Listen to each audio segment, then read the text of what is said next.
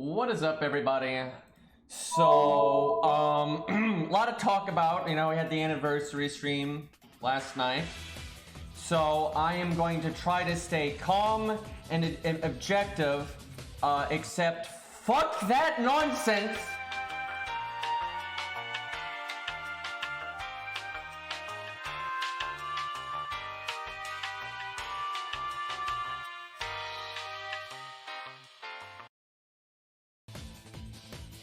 Anyway, so I guess we'll just go over what has been done, like what's happened, and then I'll get more into my opinion and such. So some things are, I would say, just good. They gave out SQ, giving out apples, doing the free 5-star again, which I'm actually rather surprised by. I didn't think they would do the free 5-star again, although I have to say it kind of sucks if you like 4 stars. Right? Because they don't do free 4 stars anymore. What if you don't like the fucking 5 stars? But they twinked it this time so it has story locks in it. So I can actually get Tesla. So, I'm okay with that. But they didn't, as far as I see it, they didn't do anything that made the game better, like, permanently, right? Giving out free stuff is nice and everything, but that doesn't make the game actually better. But the big thing that they did, which I guess I will attempt to show here. Yokoso, Leonardo da Vinci. So they did 2 things, and they're both tied to the same system.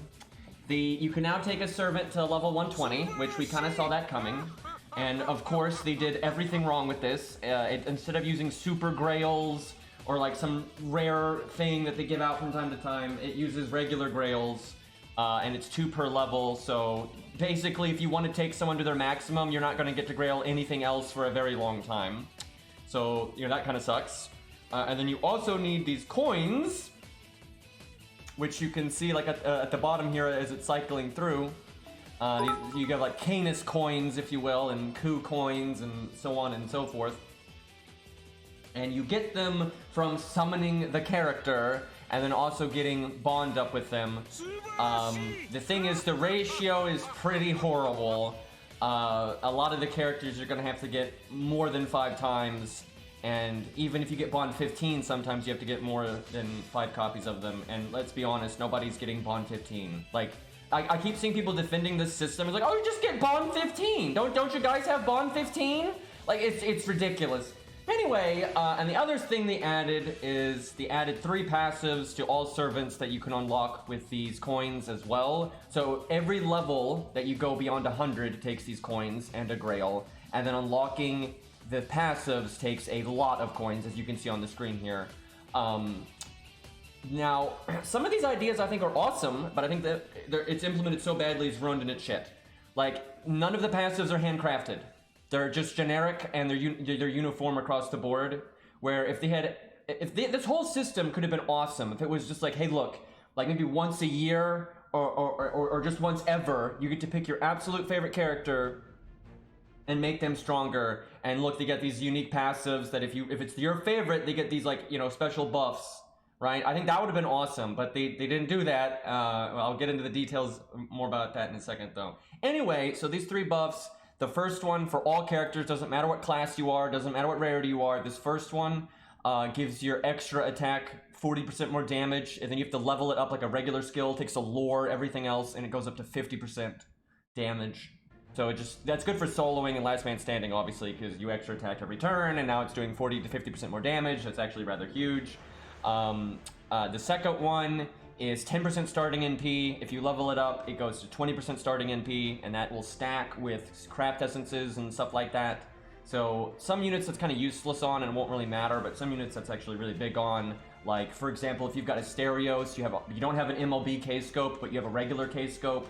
If you level this, he can just start with his NP, and that's very powerful. You got units like Bedivere, who could have Golden Sumo or any equivalent 50% starting in PCE. Use his 3rd skill, and then have this passive unlocked, and he can NP on his own with no help, turn 1, that easy. That's very good. And then the last one, which is fucking so lame. This is if they had made 2 of them that are uniform and then 1 that's unique to each character, that would be great. And that's kind of what they did, but they did it in the worst way ever.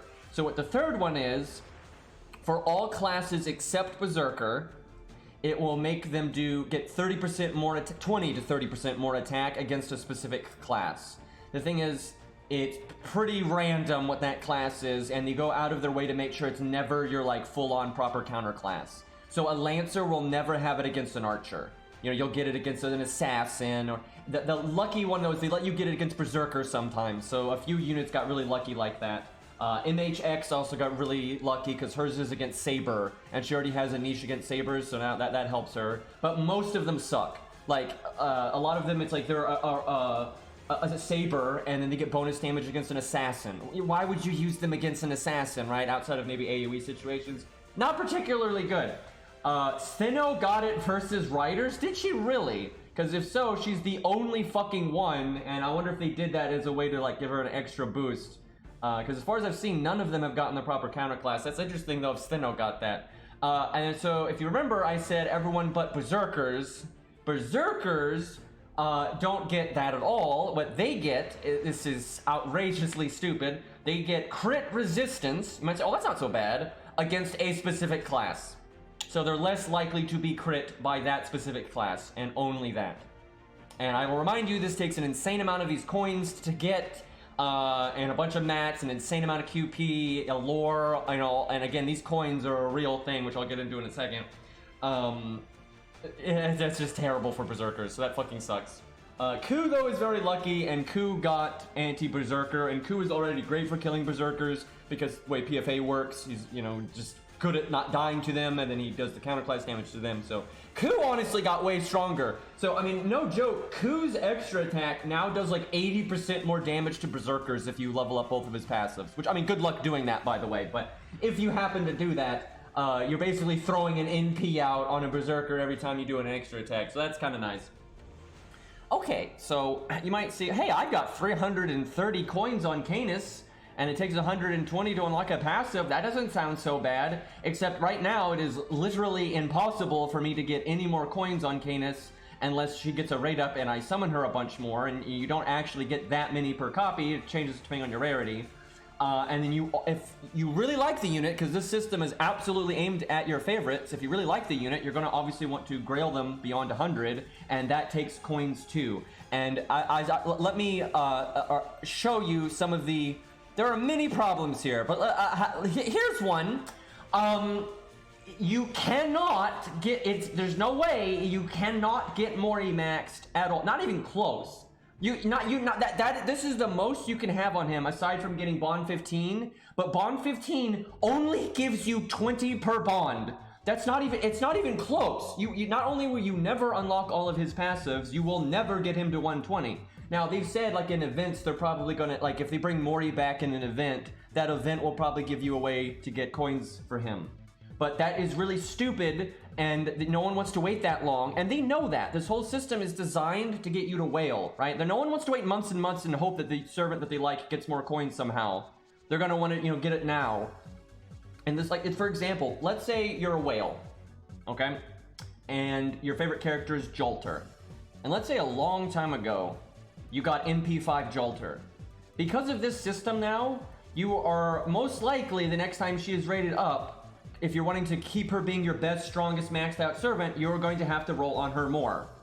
And especially if you try to do this with multiple characters, God help you, but because if you do it with multiple characters, you're not going to have Bond 15 with all of them. And also, let me show you how this is like for 3 stars. At least 3 stars you're able to obtain easier, but it's not like you want to roll all of the time. So my coup has 1 skill, and it is impossible. As you can see here, I have 10. I have 10 coins left, and I only have 1 of his skills. My coup is fucking Bond 14. I will only get 20 more coins through his bond, like whoop-de-doo. And then every time I want to level him past 110, it costs, I think, 30. And you have to do it quite a few times because it's only 2 levels per grail. So it's pretty awful for doing this, and it's just whale bait. Like the fact that, sure, this system is optional. A lot of the free-to-play characters are good enough without it. You know, your favorite characters are strong enough at NP5, level 100, 2k foe, and stuff like that. But the problem is, it's not about like what you can get out of it and what you can't get out of it and what you can do as a free-to-play and not as a free-to-play. It's that they are blatantly designing this system to try to milk more money out of whales specifically. They know this isn't gonna. The people that are free to play or fish, they're not gonna keep rolling and rolling and rolling and rolling for NP 6 or 7 or 8 of their favorite characters. They know they're not gonna do that. They're not gonna get any money out of this system out of normies. It's a way that they're super whales. They just gotta show off. Just gotta have the best of their favorite character. Just gotta keep paying, right? Even though their favorite character should be done and not have to worry about it. It's a reason to roll for Jolter again, even if she's in P5. It's a reason to keep rolling on a 4-star, even if they're already in P5, and especially if it's a new character, right? I keep seeing people defend this system because they say Bond 15, which is just ridiculous because it's not enough coins. And also, let's say they add a new character that you really, really, really like. I mean, you really, really like them. You're not gonna want to wait until Bond fucking 15 to get them at their max. You're not going to do that, right? And so even if you rolled an insane amount and got them in P5, you're not done. You're not done. If you want them to, you want to have the best thing of that class or whatever, you have to just keep rolling and keep rolling and keep rolling. And there's no safety net because of course they didn't add a safety net. If they'd added a safety net, this would actually be a little bit better. So I really dislike the system. It's actually one of the first things FGO's done that I don't just think is stupid. It's insulting, and I'm uncomfortable with it because this is blatantly manipulative. It is blatantly aimed at getting people that have like gambling addictions and things like that to just keep rolling when they shouldn't. It's just aimed at the whales. It's just completely aimed at the whales. I do not like that. I don't like that at all. And it worries me about what they're going to do with systems moving forward, because instead of adding an account system, instead of adding story replay, challenge tower, new game plus, a safety net, instead of adding any of that, this is what they added, which it's just so aimed at whales. And the other thing that they added, which this reeks of, it's not even DW's fault. I don't think DW had anything to do with this, and I don't think Type Moon did either, because this is so stupid. It must have been done by somebody that doesn't play these games, aka Aniplex. The other thing they added was, I cannot believe the words that are about to come out of my mouth here. I'm going to make sure I get this right. So this only applies to limited banners, so it's not on Story Summon. And as far as I'm aware, you can only do it once, ever. So you can do it once per banner. Per limited, you can do this one time per limited banner. You can roll one time for one paid SQ. Yeah, I've seen some people saying it's once a day, but I also see people saying that's once ever, so I'm not sure. Either way, that doesn't really mean anything, because the banner doesn't last very long, and if anything, that's just a way to get people to do it every day. So it has to be a paid SQ, can't do it free SQ, and so it's kind of confusing when you first hear it. What it is one roll will cost 1 SQ instead of 3 SQ. Not a 10 roll, none of that. It's just a regular vanilla roll. One time will be 1 paid SQ instead of 3. That's it. That is such a useless, pointless system that doesn't do anything for anybody. And also it doesn't count towards your free summon every 10 summons, by the way. It doesn't count towards that. So yeah, it doesn't do anything for free to plays. It doesn't do anything for whales. It's just nothing. It's a complete nothing burger. I guess they just want whales doing it once a day, every day, forever. I think that's what they're thinking. That's what Aniplex's logic is. This will make whales just throw it out because it's value. It's like, oh, I'm saving 2 SQ. That's how they want whales to see it. They want just every whale to do 1 summon every day, I guess, for some fucking reason. But most of them I don't think will. I mean, it's a totally random system. And this was hyped up on the stream as one of the big. I think they named them like great additions or something. I can't remember how they named, like, do like the 10 things every anniversary. I was like, are you kidding me? Like, what a fucking joke. And they really didn't do anything other than that. The other thing of note, which as when I first say this is going to sound great, but I don't really think it is. The 10 great additions, yeah, something like that. They updated some of the dailies. But it's not, it doesn't fucking matter. They didn't update the dailies to like drop a bunch of mats that we don't get or anything. All they did was update the XP daily, so you get more XP. And the QP daily, so you get more QP. It's the same stage, same background. The enemies just have slightly more health, and I mean slightly, and you just get more XP and you get more QP. That's it. And it still costs 40 AP. It's not like if they had made them cost 20 AP from now on, I'd be like, you know what? Although it's kind of boring, and I'd much prefer more interesting dailies like you see in other games. You know, it's like, you know, that, fair enough. You know, that you know, it's ridiculous how much those cost. So lowering their no, they still cost 40 AP. It's just not, you know, and oh boy, at least like, well, you know, at least you get QP a bit faster and you get XP a bit faster. Yeah, it's a good thing because if you want to max out a character, you're going to be farming for the rest of your life. So I dodged this one earlier. So to level a character from level 100 to a level 101, I don't remember what the exact ratio is, but it's about as bad as leveling from 1 to 100 again. It is insane. Like I'll show you. We'll do some farming while we talk. Yeah, and it costs an insane amount of QP. So yeah, we'll do a few of the new dailies. We'll show that, and then I'll show just how little XP that you get. And these dailies, they drop the 5-star embers, right? Which are 4 times, or is it 3 times? I don't know. They're 3 or 4 times more XP than the original 4-star embers, right? So 1 5-star ember is pretty chunky, right? Like they give a lot of XP, but yeah, I don't feel like it in a second here. So yeah, we'll just do a few of these. We show off how like silly the new daily is, and I tell you, man, I would have been. I really mean this. I really mean this. I would have been happier if they did nothing on this anniversary. I would have been happier if they did nothing. And they were just like, you know, we're going to try to update some stuff in the future, and because of the whole Sakura war situation, right? But it's worse than that. They added things that I think make the game worse. I think, and it also just shows the mindset really worries me.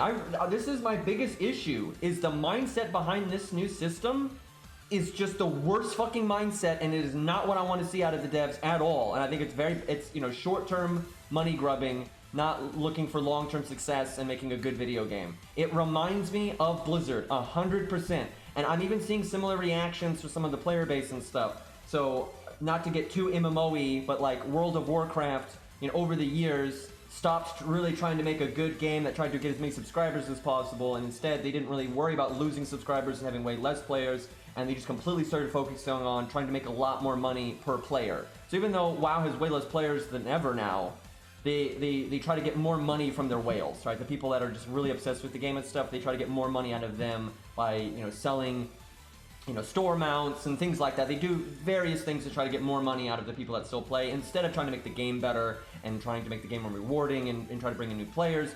They're focusing on just milking the whales, right? That's just, they've been doing this over the years. And I haven't played WoW in a long time, but I followed it just because it's, you know, the video game industry is something I'm always interested in. And that kind of mindset is very unhealthy. And it's not unique to WoW. I've seen other MMOs do it. I've seen Vindictus do it. That's a game I really like, and they've done the exact same thing. Instead of trying to make their game better, instead of trying to market it, instead of trying to improve things, they just try to put out like really premium cosmetics and things like that that are completely unreasonable to obtain and take an absurd amount of money to get. And because they know their like obsessive diehard fan base will do it. So why go, you know, that mindset kills games, right? It might make the company some money, but it kills games, and it makes a lot of players quit and not enjoy the games anymore. And the fact that's clearly like what this game is doing. And I see the same kind of mental gymnastics from some of, not all of course, but from some of the player base defending these kind of business practices, saying it's optional and there's ways to do it free to play and stuff. But that doesn't matter. They don't care. You know, that's just an excuse to put in a system into the game that is unbelievably greedy and looking to squeeze money out of their cash cows, their whales and stuff, right? And that's, I don't want to see that out of the game, right? And I don't mind if FGO is a free-to-play game. You know, I think some things are more acceptable in terms of like selling cosmetics or whatever. And I don't mind them selling premium stuff that are aimed at whales, especially like a premium skin. If they sell premium skins in this game, they're aimed at whales. And then you have a bunch of other skins, you know, like, you know, because like League of Legends has their epic skins that are way more expensive, right, than all the regular skins. If they want to do stuff like that, that's fine. And they already do the NP5 system, that's for 5 stars, that's obviously aimed at whales. You know, I don't mind them wanting to make money out of their big spenders, right? That's okay. But like this mindset shift is just so focused on making money from their whales, and and again, without adding any systems to try to make money from normies. That's the thing. They should be trying to make money from normies, right? Like, I want to support FGO because I like FGO, but they don't do anything that allows me to spend money on this game, right? Because this new system is just more gambling, it's more lack of a safety net, it's more, you know, now we gotta roll past MP5, right? Like, I'm not gonna do that. You know, I don't generally spend money on FGO at all, even though I like the game and I'd like to, but they don't sell skins. They don't sell like a subscription model. They don't have a safety net that I can guarantee hit. You know, it's gamble or die with this game, and this new system is just aimed even more at that. You know, it's just because you can do some things with this new system as a free-to-play doesn't change that that's what the new system is aimed at. It's blatantly aimed at milking whales, not at trying to make a little bit of money from a lot of people instead. You know, and what I would have preferred, in terms of money making, I would have preferred they focus on things like a safety net that encourages people to dolphin and fish from time to time. I would prefer them to sell skins, and we get skins more often because of that. I would have preferred like being able to subscribe to the game for $5 a month and get like more SQ for that $5 than you would normally get, like Genshin does. I'd rather they do that kind of stuff. That stuff's all fine. And then this new system, I wish was like you could only do it for your absolute favorite character. I don't mind being able to like limit break a character, if you will, and go beyond the stuff and have these, you know, hidden passives and everything. That's fine. That's not the problem. It's the way that it's tied into this coin system that is obviously just whale, whale, whale, whale. I feel really bad for people, by the way, that their favorite character is a story lock, because story lock 3 stars used to not be so bad. I've always said that. Getting NP5 of a story lock 3 star, you know, if you actually wanted to do it, really wasn't that bad if you really liked them. But now, because you have, for 3 stars especially, I think if you're story lock 3 stars are uniquely fucked by this system.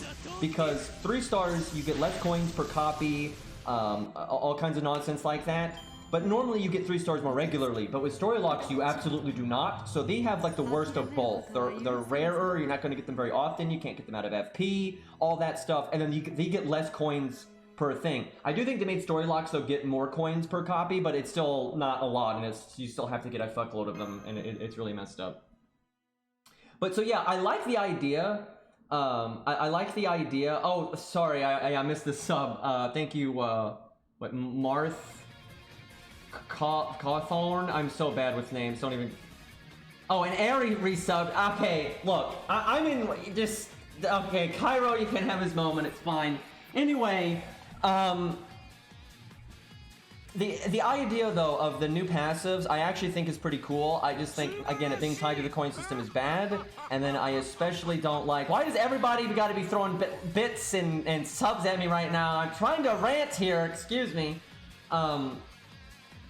Anyway, but yeah, so the passive system is good. I really wish they were more handcrafted. I think, honestly, if you could only pick like one servant a year, or even one ever, and it was like, that's your main servant, and they get these special passives and the extra 20 levels, I think that would be awesome.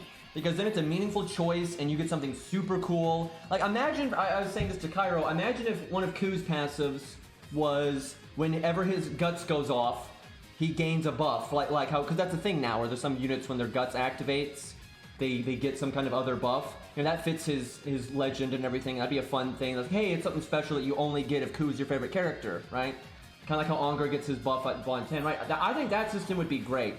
And that's kind of what they're aiming for with these passives, I think. But the passives are so generic and they're so uniform that it doesn't feel very special at all. And also, you can obviously get more... You can get these passives on more than just your favorite character. It's just...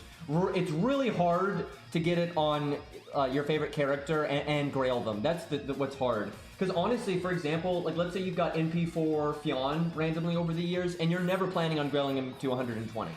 You might as well use his coins on his passives then. Right? Because like, honestly, it's really awkward for me right now. Like, Mordred is the one 5-star I have at NP5. She's the only one.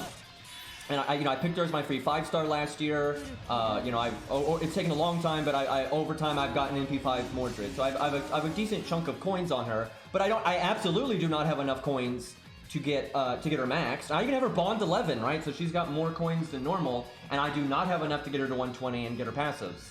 And so now I'm sitting here with all these coins, and I'm like, well, what do I do? Because if I use the coins, I'm probably never getting any more coins on her, and I don't want to accidentally pick something that, you know, I'm going to be regret, right? Like, if I'm like, well, what if I want to make her 120, but what if I'd rather get the passives, right? And so it sucks, right? And a lot of characters are going to be like that, where, like with Ku, obviously I'm going to do everything humanly possible to get him to 120, aside from wailing. I'm not going to wail, it's not going to happen, but, you know, so he'll get, hopefully, all of his coins eventually, so I'll just do everything, so it doesn't matter if I grail him or pick a passive. But on a unit like Mordred or Enkidu, things like that, it's like, I don't, you know, maybe I'll grail them past 100 someday, but maybe I won't. It's such a slow process that I might never get around to it, so maybe I should just level the passives, but maybe then I end up wanting to level them past 100 and I don't have the coins anymore, right?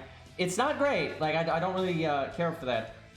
Thank you, Stinky, for the sub, man, and I know I'm missing some subs and donations, but I had a, I can, Chad, you want to now throw some, not money, but ideas at me or questions. Now is the time. If you don't, just repeat the question, don't repeat the bits, like, Jesus Christ.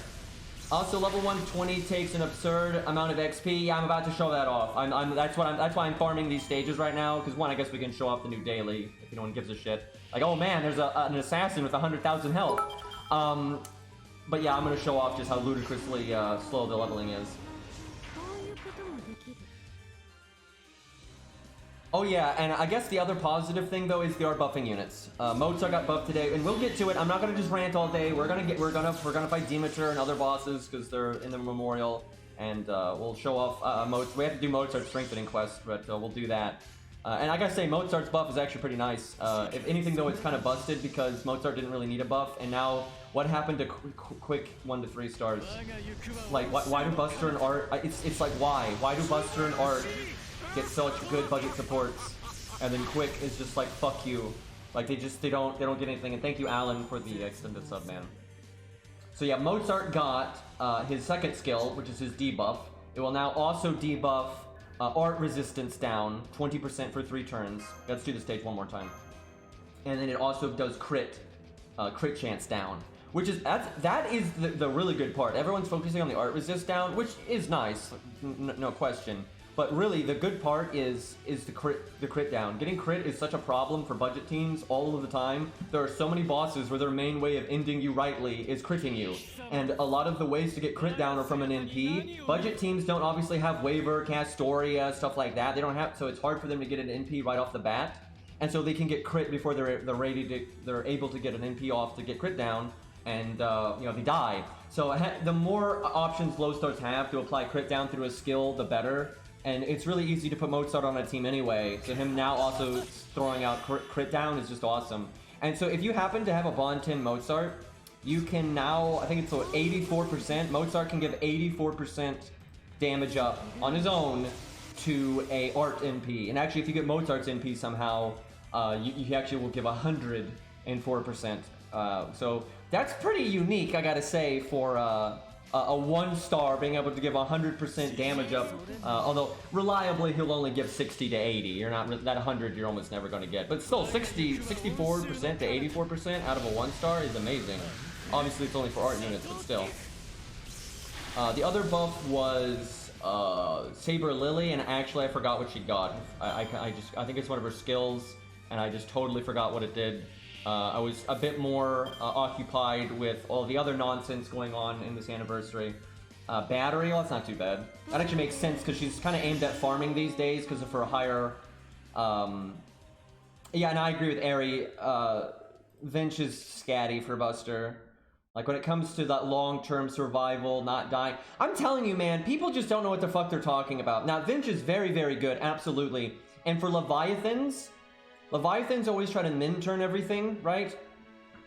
Where they're rarely going to have like those longer fights where they need, you know, Merlin's NP over and over, and they need like that long-term value. They just want short-term value. Vinch is insanely good. Vinch's short-term value is insane. And even medium-term value, I'd actually say, is pretty insane. But for really long-term value, Merlin is still absolutely better. And you honestly could just use them together, really, but... I don't think in any way, like, Merlin is still the best at what he does, like 100%. That's not, I don't see that. I also think he's probably about to get buffed. 5-star caster is going to get buffed during this event, and I have a feeling it's Merlin. So that's like their way of fixing Buster. But yeah, I definitely think Vinch is more like Scatty. I think she's better than Scatty, but I do think she is more like Scatty in how she'll work on a lot of setups, especially for like normal players and such. Where, like, with Leviathans, you win in 3 turns, so that long-term value is just not even relevant. What's Cersei's third passive, Ari? I bet you it's just I bet you it's just something super, you know, random that won't help her at all. I guess the best for her would be Berserker, I guess.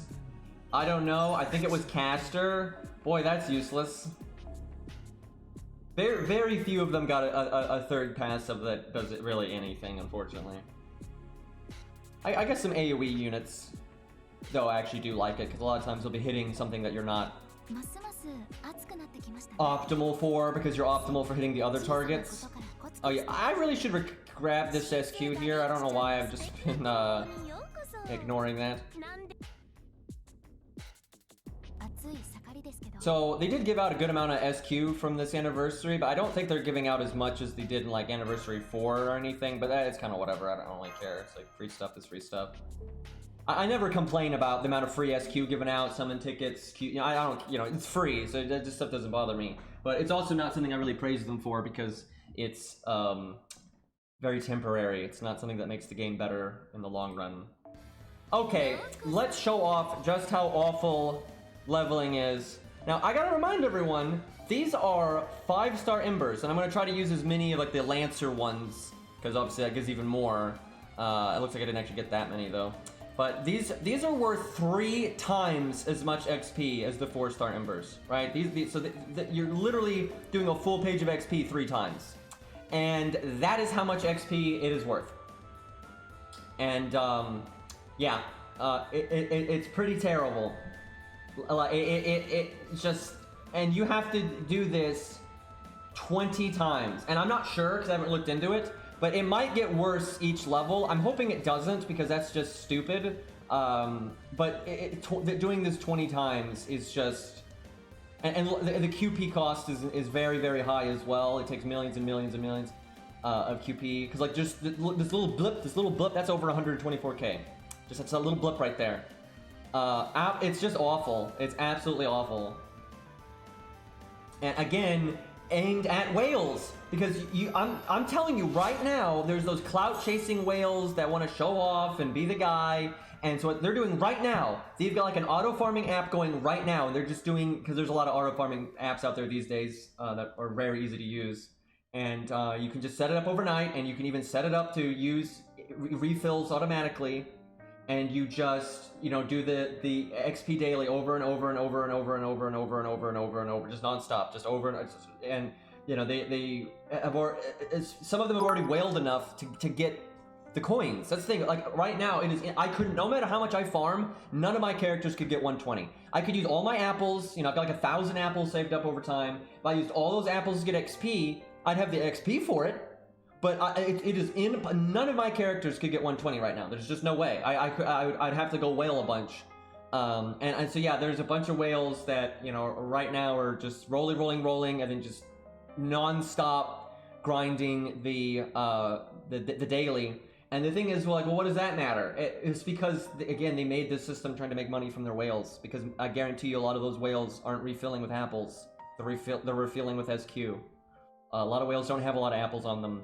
I'm sure they're not going to make an insane amount of money off that, but they're going to make money off that. Between that, their stupid daily summon thing, and this coin system, they're just getting way more money. Not from their player base as a whole, just from their whales. And I'm like, I so would rather they try to get money. You know, I want to support this game, right? I would be happy to support this game, but they don't offer me any way to do that. I can't buy a skin for 10 bucks or 15 bucks. I can't subscribe to the game for $5 a month or anything. There is no safety net. Like, there's just nothing for me to do. You know, there's no way for me to support this game outside of spending, you know, question mark amount of money, which I refuse to do. I'm not going to do that. I think for some whales it'll push them to the breaking point. I think not Leviathans though. Like the Leviathans are generally people that have so much money from their family or their job or whatever, and it just, you know, they have no it doesn't matter, right? It's a drop in the bucket, and they can get NP5 or NP10 of whatever they want, and it's not going to be a problem. And they're just, if anything, they're happy because this is a thing. This is a terribly unhealthy mindset. But there are people out there that, like, they want to separate in their minds the the men from the boys when it comes to whaling, right? Because that's what they want. They don't like that just the pleb whales can keep up with them and have level 100, NP2, you know, blah blah blah blah. They got to have that clout and be, you know, be able to get 120 on just character after character after, you know, character instead of only like maybe one character and stuff like that. That's such a thing, and it's not necessarily a common mindset, but that mindset absolutely exists, and you bet your ass that DW is happy, or at least Aniplex is happy to be able to monetize that kind of mindset. Because make no mistake, this, even though they're giving you like quote-unquote free-to-play ways of interacting with the system, it is absolutely aimed at those kinds of people. This is aimed, because there's almost no cap to this. There's almost no cap to the amount of money you could spend on this. And that's the point. Like, that is the point. They want to get the most money that they could possibly get, right? No, if they're like, oh, if they're willing to spend a little bit more, we want to get a little bit more out of them. And that sucks. That is not what I want to see out of this game. I think it's bad for the game in the long run. I think it's just short-sighted. I think it's also not going to result in, you know, better stuff for us or any of that. So yeah, I'm not a fan. But you know, at least they did some nice stuff with giving out free SQ, giving out free QP. The dailies being better is nice. It's fairly minor, and obviously I would have much preferred a much more significant daily overhaul. And maybe we're heading that way, though I kind of doubt it. It feels like this is their set it and forget it. I want the dailies just to be completely different. You know, I want you to be interacting with way more interesting enemies. I want there to be, like, if you look at Epic 7, they have all kinds of different types of dailies, right? You've got boss fights, you've got, you know, more mundane stuff, more farming-oriented stuff. There's no reason FGO can't do that kind of thing. And certainly, there's more than enough rewards that we could get, like, oh, I don't know, Lost Belt 6 mats! By the way, we're 2 months into the game since Burgess released, and Sith and all them, Morgan. 2 months later, and we still can't farm their mats. And by the way, a lot of characters use those same mats for their passives. When you unlock their passive, you have to use Lost Belt 6 mats for some of them to level their skills. So yeah, that's great. The time lock is in like 3 days. From what I understand, though, it really sounds like there's not going to be a Lost Belt 6-2, and there's just there is going to be fights. The epilogue is not actually going to be the epilogue, and it sounds like there is going to be a bunch of boss fights, and you're probably just going to murder Aurora and the Celtic god and all that, and it'll just be right. It sounds like the story's going to be a lot shorter in this last part, but it'll just be like you murdering a bunch of people or whatever, and a bunch of blood, and then that's it. So I hope that's not the case, because I was really looking forward to them doing more with Lost Belt 6, because it was just getting good. But yeah, and I was hoping they'd revisit it and we get more servants and things like that. But I think we're just going to get the midget and Oberon, and that's it. But hey, maybe we'll get some good boss fights out of it, and that's coming in a few days, so.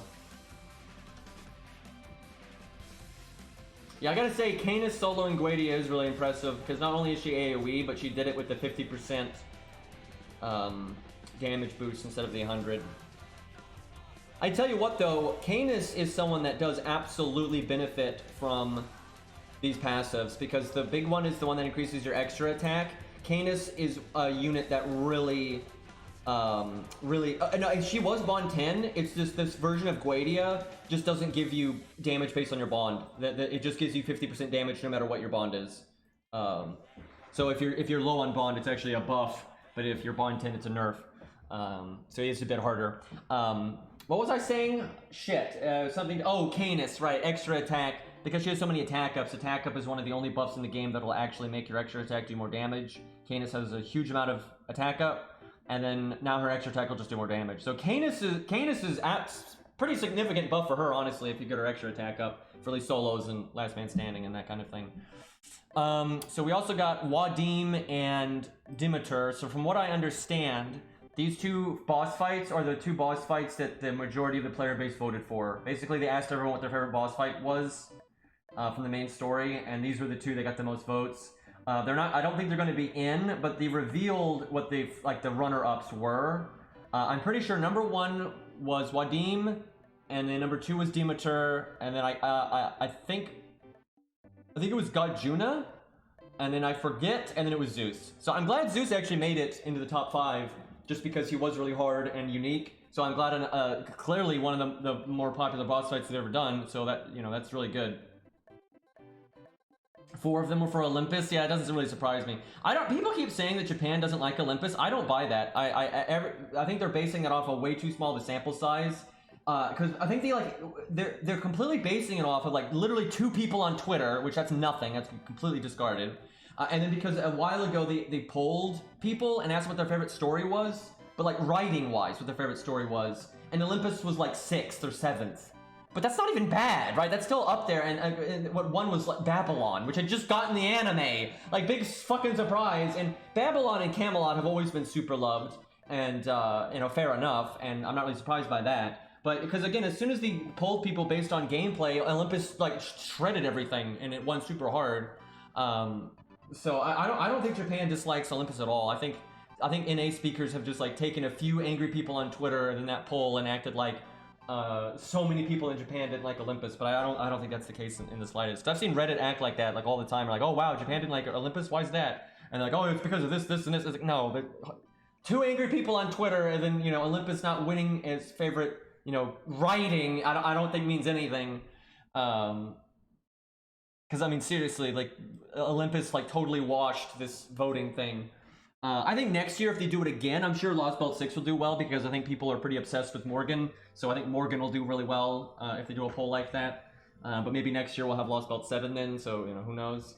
But yeah, I'm really glad Demeter made it so high on the list, because I think Demeter is one of the best bosses they've made in the main story. I really stand by that. I think Demeter is great, which is funny because a lot of people in NA anyway frequently complain about her, although I see people frequently compliment the boss as well. But the reason I think Demeter is so good is, one, you have to stand on your own. You don't get a story support. Well, actually, you do get a story support, but they suck. You don't get a friend support, excuse me, which I don't mind that. I will say, though, I think you should be able to use 6 of your own units.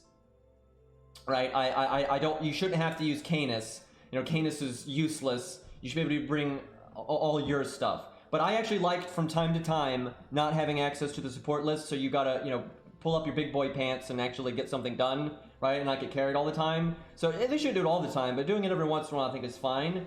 But then Demeter was just made well, because she's not RNG at all. She's such a fair boss.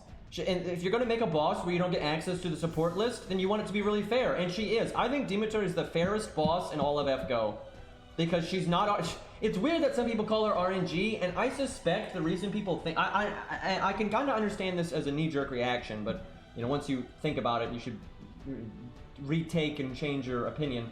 I think the reason people think she's RNG is they don't realize it's a pattern. They don't realize that Demeter follows a pattern, and it's completely predictable in what abilities she casts. They think she just randomly quick charges, and just randomly defense ups, and that kind of thing, but she doesn't. It's a set timing, and it's like a rhythm, right? And so you go like, okay, the defense up is coming up, so I need to, you know, either do my damage now, or have a defense removal or buff removal, you know, planned for later. You know, it's a whole thing. You know the quick charge is coming, so you need to get ready to survive the NP.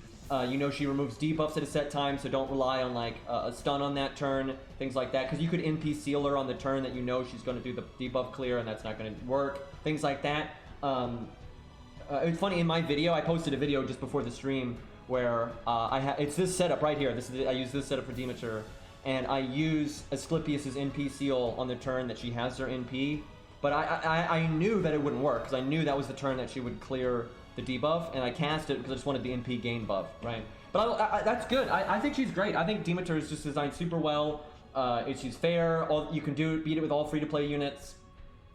But it's still hard. You have to figure it out. You have to understand what's going on. You need to, you know, adapt to it. But there's no RNG in it. You can't be carried by support. It's, you know, cool story-wise and everything.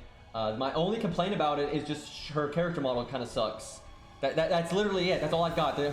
Demeter's character model is bad, and it's just a giant egghead with like no attack animations, and that's really boring. And I think she deserves better than that. But aside from that, it's just like the best main story fight in the game. I would not say it's the best fight though in like the entire game.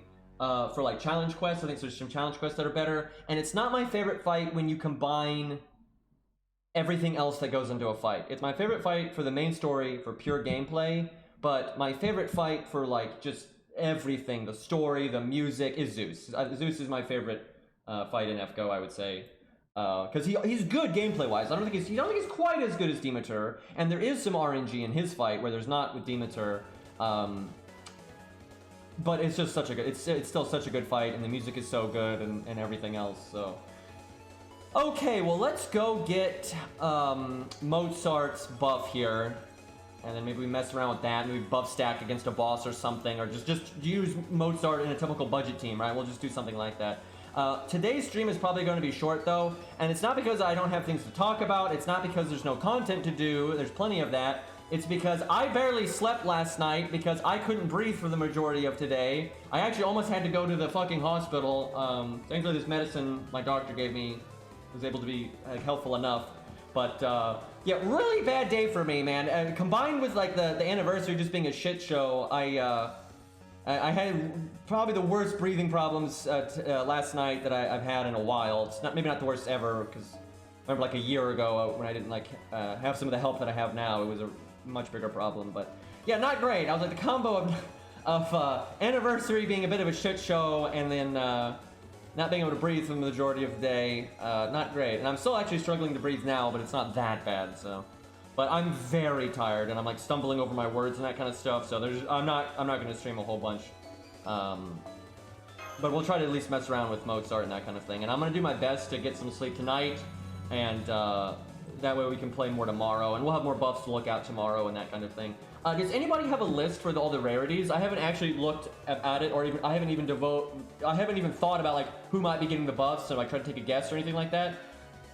Because I didn't really pay attention, so if anyone's got like the list of what's getting buffed, if they could like link me that, maybe it's on the wiki or something. Oh, thanks, Otto. There we go. Perfect. Oh, is this in order? Like, is it? How is this ordered? Because like, especially with the rows changing. Here, let me just check the wiki because there are 2 at a time, and then that's 3 at a time. That's super confusing. Let's see here. Okay, the wiki looks like they've got it. Sometimes the wiki is so slow. And they're just like terrible at updating this kind of stuff. Looks like they've got it though. Oh, do they? Oh god. Their anniversary page is super incomplete. There it is. Okay, they just got it buried under menus. Okay, so tomorrow is a 1-star assassin and a 5-star rider. I honestly have like no guess for the 5-star rider because there's just so many that it could be. And a lot of times the gold buffs go to units that are just popular. So I mean that, Jesus Christ. I mean, maybe Achilles, just because some people think he's bad, and because he's coming up in the event, but I don't know, maybe they'd save the buff for the actual event then. So for 1-star assassin, let's see. So we've got Charlotte, Kojiro. It's not Kojiro. It can't be. Matahari. Am I forgetting one? I think I'm forgetting one here. I'm really tired, so this might be difficult. I think it's Charlotte or Matahari, though, I would say. It would be insanity of it to be Kojiro. They're not that stupid. I think Charlotte needs it the most. Everyone says Matahari needs a buff so bad. I think Matahari's fine. I mean, she's universal support, although I will say Mozart's really making her a bit irrelevant at this point. But she's pretty universal support, and for a 1-star, that's fine. I'd be okay with Matahari getting a buff, mind you. It's not like they can't buff her, but I think Charlotte needs it way more because Charlotte just can't even do what she's supposed to do. It is so hard to be a 1-star DPS. It's the worst thing. Your stats are just so bad. Like 1-stars are way better as supports, and Charlotte is a pure DPS, so she needs all the help she can get. I mean, she absolutely needs a buff. So I hope it's Charlotte, but I kind of think it's Matahari just because she's so popular and all that. I know Charlotte's popular too. But for the 5-star rider, I'm gonna guess I don't know if I want to guess Achilles just because he might just be buffed in the summer event. So I don't know.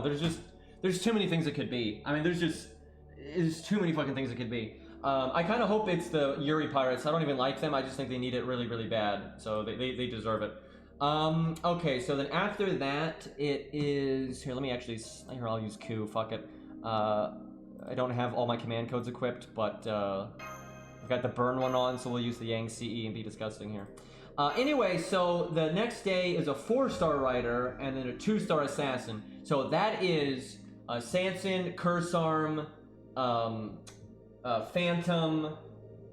I feel like I'm forgetting one. I swear, Cursarm, Phantom, Sanson. Is that it? Is that seriously all the 2-star assassins? I swear there's at least one other one. Am I out of my mind here? Anyway, I think it's between Sanson and Cursarm. I think Phantom is very unlikely. Ironically, though, Phantom needs it just as much as anybody, significantly more than Cursarm. So I think it's probably Cursarm. but I think it should be Sanson. I think Sanson deserves it way more because Sanson sucks and Curse Arm doesn't. Curse Arm is outclassed by Kojiro these days. This fucking opening hand though. Anyway, Curse Arm is very outclassed, but there's a difference between being outclassed and being bad. Sanson is outclassed and sucks. Curse Arm is outclassed and is still totally fine. So I definitely think it should be Sanson, but I think it is going to be Curse Arm because he is pretty popular and he hasn't gotten any attention in a long time.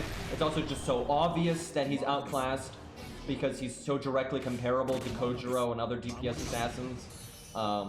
Where Sanson's kind of wonky, although that's kind of the problem, he's wonky and just bad. So yeah, Sanson I think definitely needs it, but I think it's going to be Curse Arm. And yeah, I think it'll be an NP buff. The good news is if they ever buff a 2-star assassin again, I think it'll finally be Sanson, but what are you going to do? So then after that, it is 4-star caster. Oh yeah, and the 4-star rider, again, it's like, it could be anybody. Oh yeah, I guess that'd have to be the Yuri Pirates, because they're a 4-star. Right, they're not a 5-star, excuse me. Yeah, I don't know who the fuck the 5-star rider is. The 4-star caster, again, there's just so many things it could be. Personally, I want it to be Shiba because, oh my god, Shiba is just so scuffed and it is so frustrating. But I think Cersei needs it too. Literally give her a buff that removes the passive from the enemy that makes them immune to pigs. That's literally what she needs. I think if Miyu gets one, it'll probably be event related, so I doubt it would be her, but you never know. Miyu could use one too, absolutely. Cersei, Miyu, all that stuff. There's a lot of 4-stars that could use it. Like, easily there's a lot of 4-stars that could use it. I don't think Zig needs it at all, Jesus Christ, I can't... Like, Zig is really good. Like, Zig has no problems filling the role that he's designed to fill, so I would be annoyed if it was Zig. I don't mind Zig as a character or anything, it's just... There's no world where Zig needs a buff, even a little bit, where, you know, meanwhile, you've got quite a few other 4-star casters that fucking suck. But there's a lot of 4-star casters that could potentially be, so most of the goals I don't really have a guess for, there's just too many things. So 5-star Berserker, this is the only one I'm probably going to take a real guess at, and for golds, and I'm going to say Kualter, just because they're trying to quote-unquote save Buster. Obviously, Kualter is completely fine, and there's, like, no problems there. But yeah, I think it's Kualter, just because he's like the champion of Buster in some ways anyway, so like I definitely think it's him. You know, of course there's other 5-stars it could be Hijikata, it could be Nightingale, right? There's all kinds of things it could be. But I'm gonna place my bets on it being Kualter. But who knows, right? You go with the 5-stars, it's pretty tough. So then the meme, a 3-star Lancer, I swear to God, now I know DW is disappointing me right and left. Like, my god, this anniversary is so much more disappointing than I thought it would be. But I swear to God, it's not Ku. It's not fucking Ku. There is no way you just can't go year after year after year. Because there's a lot of 3-star Lancers, right? There's quite a few of them. You got Taiga, Hector, Romulus, Proto-Ku, Diarmid, right? Like, there's a lot of... you know, Baldy, right? There's a lot of 3-star Lancers, so there's a lot more to pick from, and it would just be stupid to just keep picking Ku over and over again. I think if they ever buffed Ku again, they would do it if they, like, put him in an event and they gave him the Hawaiian shirt or something like that. They're gonna, like, connect it to that kind of thing, I feel like, if they ever buffed him again. It'd just be ridiculous to buff Ku now. There's no way. I mean, obviously it's possible. You know, they've done some crazy shit, so it's not like 100% it's not Ku. But I'm like 90% sure it's not Ku. And if it is Ku, I'm gonna be pissed. Ku might be my favorite character, but I really like Lancers in general, and I am so tired of Diarmid sucking and Proto-Ku just being such a like joke compared to Ku, and Baldy being an RNG shit fest, and Taiga having a 1 billion turn cooldown, right? Like, all that stuff is super annoying. So as for who I think should get it, I think almost all of them should get it. So it sucks, right? The 3-star Lancers, I think Romulus completely deserves a buff. I think Hector completely deserves a buff. I think Diarmid completely deserves a buff. Proto-Ku, I mean, every single 3-star Lancer except for Ku super deserves a buff. And I would say pretty equally. I think they're all, you know, been in the game a long time. They all have some really obnoxious stuff in their kit that should be fixed. So I think all of them deserve it completely. All of them. So I'm not gonna, if any of them get it, I'm not gonna be mad. For subjectively, what I want to see, I guess, is Proto-Ku, Diarmid, or Baldy, because I like those three the most, I suppose.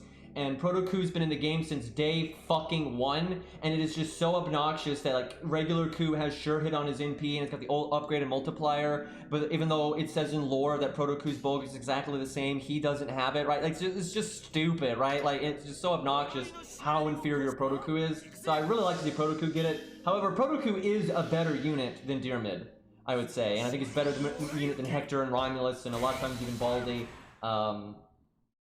So he doesn't necessarily deserve it as much, but he has been in the game since day 1. But I would really love Baldy to get. Oh my god, I would be so happy if Baldy got buffed. Because Baldy's gameplay is super fun. I love his voice actor. I love his animations. But he is just so frustrating to use.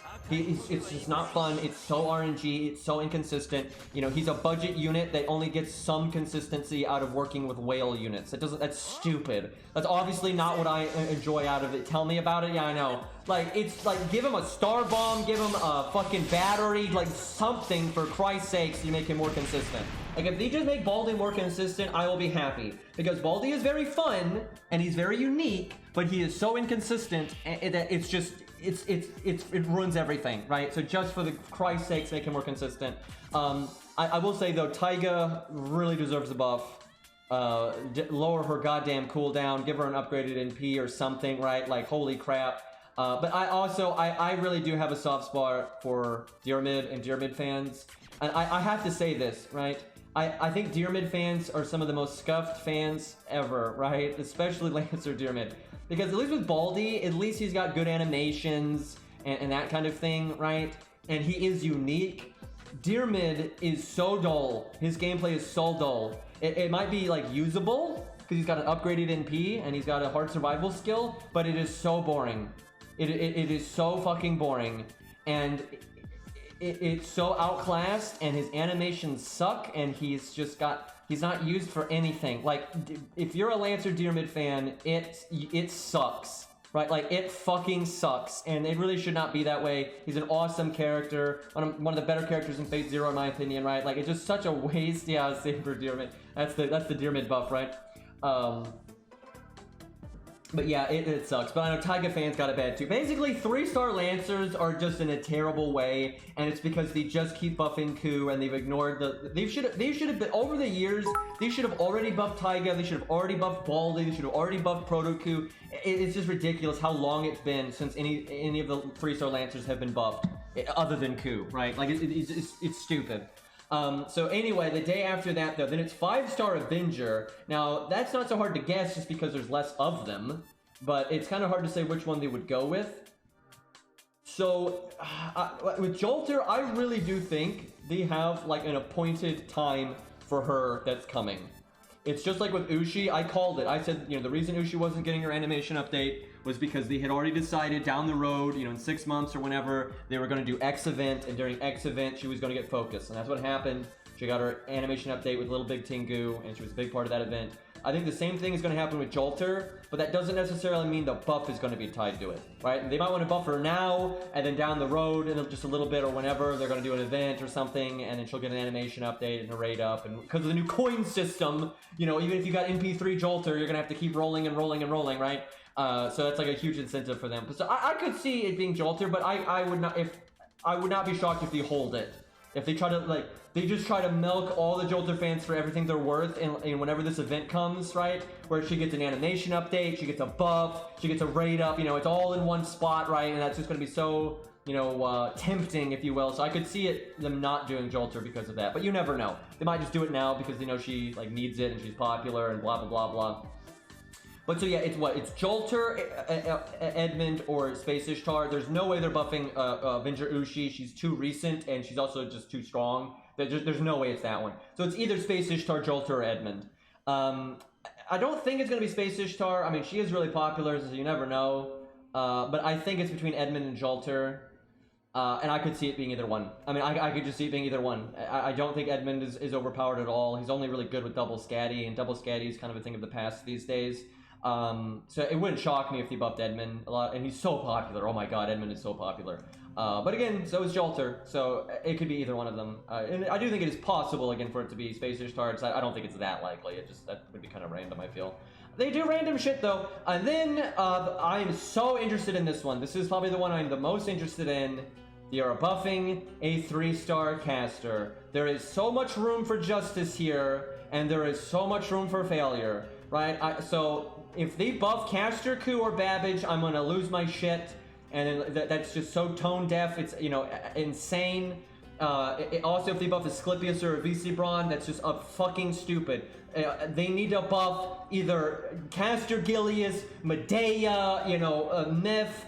Those things, especially Caster Gilius and Medea. I think it should be one of those two, 1,000,000,000%. They need it so much more than everyone else. Like, Medea's situation is just so absurd. You know, how she's been so power crept by, like, Alexander and Phantom, even, for God's sakes. You know, her whole buff removal thing isn't unique to her anymore, so she has, like, no function anymore. And it's just so frustrating that her NP does no damage. She's supposed to be one of the strongest magi ever, and she's just trash these days. It's super annoying. She's only ever used for her utility, and that can be good. Medea can still be a lifesaver, but it's purely because of the utility, never for anything but that. And that she deserves better, and she's been in the game since day one. And then Caster Gilius is just a terrible fucking unit. Obviously, he deserves to be buffed. Even if you don't like him, there's just no world you should ever be upset that he got buffed, because he just completely deserves it. He does have fans out there. They don't deserve to be that scuffed. He's trash. I mean, he's such a bad unit. I'm gonna be bold, chat. I'm gonna be bold. I'm gonna guess that it is Medea.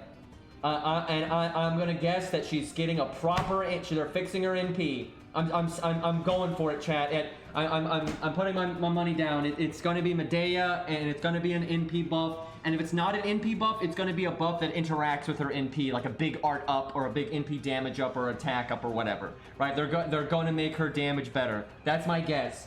I swear to God, I'm gonna be pissed if I'm wrong, because, like, Jesus Christ, it is so illogical for her NP to be that bad. And this is what I really want. I want, out of nowhere, just out of left field, all of a sudden, Medea's the chosen one. I want her to buff her NP. I want them to not just give her a proper single target multiplier. I want it to be an upgraded single target multiplier like it should be. And I want her to do NP up or art up before damage. So she gets just so much more damage. And then now she is the fucking FP summon assassin killer that we don't have and we completely need, and it's insane that we're 6 years into the game and we don't have one of those, right? Like, now she gets to be like the Ushi of a caster, right? Like, just do it. It's not OP at all. I stand by this, because she doesn't have hard survival and that kind of stuff. If Medea got an upgraded single target multiplier and she applied art up before damage, she would not be overpowered. If anything, I think she'd still be a bit behind things like 100 Face and Ushi and that kind of stuff, but she'd be so much better. She'd be super useful. She'd be your go-to assassin killer for budget, and she should be. Medea should be your go-to assassin killer. She's got a single target NP, for God's sakes. It's just LOL for some reason. It's AoE damage multiplier. So yeah, buff Medea, you fucks. Let's see. After that, let's see. And then it's a 5-star Lancer and a 5-star rider. Again, so there's 2 5-star riders, so, you know, it could be either one of them. You know, the order is irrelevant. There's just so many riders that could get the buff. Let me look at them real quick. It could be Drake. She's pretty old and out of date, but popular, so that would Drake getting it would not surprise me in the slightest. I don't think it's Mev, because she's been buffed so many times, although she is in the story coming up, so who knows. Could be Iskandar. That's a little random though, but it could be. I do not think it's Ivan, because his previous buff. I don't think it's Ozzy. I don't think it's Quetz, because they got buffed not too long ago. I guess Odysseus has been in the game long enough. It could be Odysseus or Europa. I think Europa completely deserves it. I don't think there's anything wrong with buffing Europa. But yeah, I think it's either Europa, Odysseus, or Achilles, or Drake. So those 4 I think make the most sense. Pretty hard to though, because 2 of them are being buffed, right? I think I just named 4, and 2 of them are being buffed. I don't see a tiebreaker here. I think the biggest tiebreaker, I guess, would just be Achilles might get buffed for the summer event potentially. So maybe they just save it for that. But I mean, maybe not. Maybe they just buff him now. So yeah, that's tough. That's a really tough one to call. So then the other one is a 5-star Lancer. Oh boy. So that could be all kinds of things too. I hope it's Lancer or Toria, and she gets a NP buff, for God's sakes, because her previous buff, even though it was so recent, it sucked. I mean, it fucking sucked. Her previous buff was absolute garbage. It wouldn't shock me if it's a Reshigal, because she's so popular. Has Vertra been in the game long enough, do y'all think? I could see them buffing Vertra to kind of buff up her damage a bit. But she hasn't been in the game super long, so it might be a bit too soon. She's like right on the edge. It could be, but I don't feel very confident that it'd be Verture yet. I could see it being Romulus though. It's been long enough that I think it could be Super Romulus. He doesn't really need it, but it also wouldn't really hurt if he got one. None of the 5-star Lancers really stand out to me as needing a buff. I mean, all of them are quite good. I mean, Jesus, you got Enkidu, and Reshigal is super good. Some people think she's bad, but like, my god, I think she's incredible. We've tested her plenty. So I guess I would say it's either a Reshigal or Romulus, really. But I think it could be anybody. I mean, hell, I think it could be Brunhilde, just because she's Buster, and LOL Buster's dead, and that kind of thing. Incarnate, too, because he's Buster as well. So, really, I don't feel super confident in any of them. If I had to, like, if I was actually literally put money where my mouth is, like, if I actually had to put money down, I would really not want to. I would skip this one if I could. I guess it could be Booty Lancer, too. I kind of forgot that she's a 5-star. For some reason, I was thinking she was a 4-star. I think it'd be really cool if it was Vertra, just because she does lack a little bit of punch. But, yeah, I don't think it's going to be her. But, yeah, none of these really need it. I guess Booty Lancer probably needs it the most. When I really look at these, it's not like Booty Lancer's bad. It's just... she's definitely behind the other ones. She's kind of like just painfully average. So I would say I think Booty Lancer deserves it the most. That's what I think. And then probably Lancer Artoria though, actually too, because Lancer Artoria is not so hot. And again, Lancer Artoria's previous buff is just so disappointing. But her previous buff makes me think they're not going to buff her again anytime soon. So, you know, tough shit. Okay, I guess I'm going to throw out back to gameplay here. For God's sakes, I'm going to throw out my attack buff here. Because, I don't think I'll need the guts anytime soon. We can see our new extra attack damage, because that's the one passive I've unlocked on Ku. Our extra attack damage is up by 50%, so... I mean, that's a lot. That's right there, that was a lot of damage. I will say, if Ku fights a Berserker, his effectiveness has, if you bother to get a billion coins and all that, but if you're able to unlock his passives, Ku will fuck up Berserkers, especially in a solo. I mean, he will fucking shred them. His extra attack is going to do massive damage to them, and then he's got good survival for dealing with a Berserker anyway. And then if you take him to 120 and you get his passives... Now, I haven't even looked at the math yet, but just off of what I'm assuming, Ku at 120 is probably going to have the stats of a 5-star, of like a normal 5-star, even maybe a Grailed one. Like, obviously a 5-star that's 120 is going to have higher stats than Ku, but I'm pretty sure Ku at 2k foe 120 is going to be in the area of at least close to a level 100 1k foe 5-star, I think. It's going to be somewhere around there.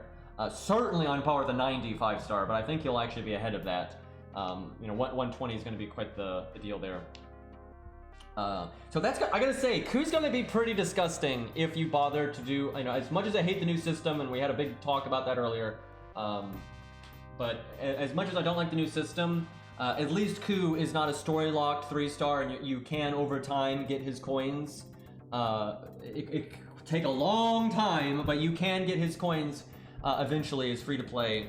And if he is maxed out, Ku has just so much synergy with raw stats. Because Ku is able to stay on the field for so long, and because he has an upgraded NP, he has such good synergy with just raw stats, because he's applying those raw stats over and over, because he's lived so long. And sometimes extra health means you live just long enough to get like one more skill back, and that can result in him having more time to get the other skills back, which is just ridiculous. So yeah, Ku at 120 I think is going to be just crazy. I just think that's going to be so fucking powerful. It's going to take me forever to unlock the damn thing, but yeah, it's going to be pretty OP, like pretty fucking OP. Yeah, right now, the only way you can even get a little bit done with the new system and welfares is if you get them to bond 15. That's the only way, and you'll still barely get anything done. What I kind of suspect they're going to do, and this sucks, and you should not have to wait this long, and you're going to get their mercy of DW. Because look, DW 6 years in hasn't buffed fucking Geronimo. Like, hello? Like, they're really bad at this kind of thing. So, what I think they're going to do for, like, Kentoki, for Ryder Kentoki, at some point, they're probably going to main interlude his event, and then you can probably get tokens from that. That's what they'll probably do. And I think when, like, characters are relevant in a story, like in the summer event, you might be able to get Achilles tokens in the summer event. Now, what they might do, so there's a Blaze Blue Gacha game that copied Day 1 FGO, and it's terrible, right? And they completely used Day 1 FGO as their template, because they started developing that game many, many years ago, and that's when FGO was at its height. And yeah, that BlazBlue game is really shitty. And one of the few things it does that FGO doesn't is this coin system that we have. It's the same fucking thing, where like you're incentivized to keep rolling on the unit, you know, beyond what you would actually need them for, and you can like get all these little upgrades for them by summoning them over and over. However, what they did, initially you basically had to roll to get them, but very slowly over time, they add in like these repeatable interludes that every time you beat it, you get like 2 coins. So, but you need, you know, hundreds and hundreds of them. So it's like you have to do the stage an insane number of times. But they're very tactical about it. Like if they add a new character a lot of the time, or you know, like some of the characters are in the game day 1, they know the people that really want them maxed out are going to wail for them and not going to wait for them to finally get an interlude, right? I think FGO might do something similar to that. It's like, yeah, if you want to do it right away, you get the new character right away, you gotta, you know, chunk out the money. Or you don't want to, even if the way to get coins becomes available for the character you want, it might take a really long time, and a lot of people would rather just spend the money than grind when they'd rather be grinding like, you know, XP or whatever, right? So the inconvenience of it and the slow pacing of it and the inaccessibility for some of the characters like Mori and Izo is going to make people wail when they otherwise wouldn't, which I think is the whole fucking point.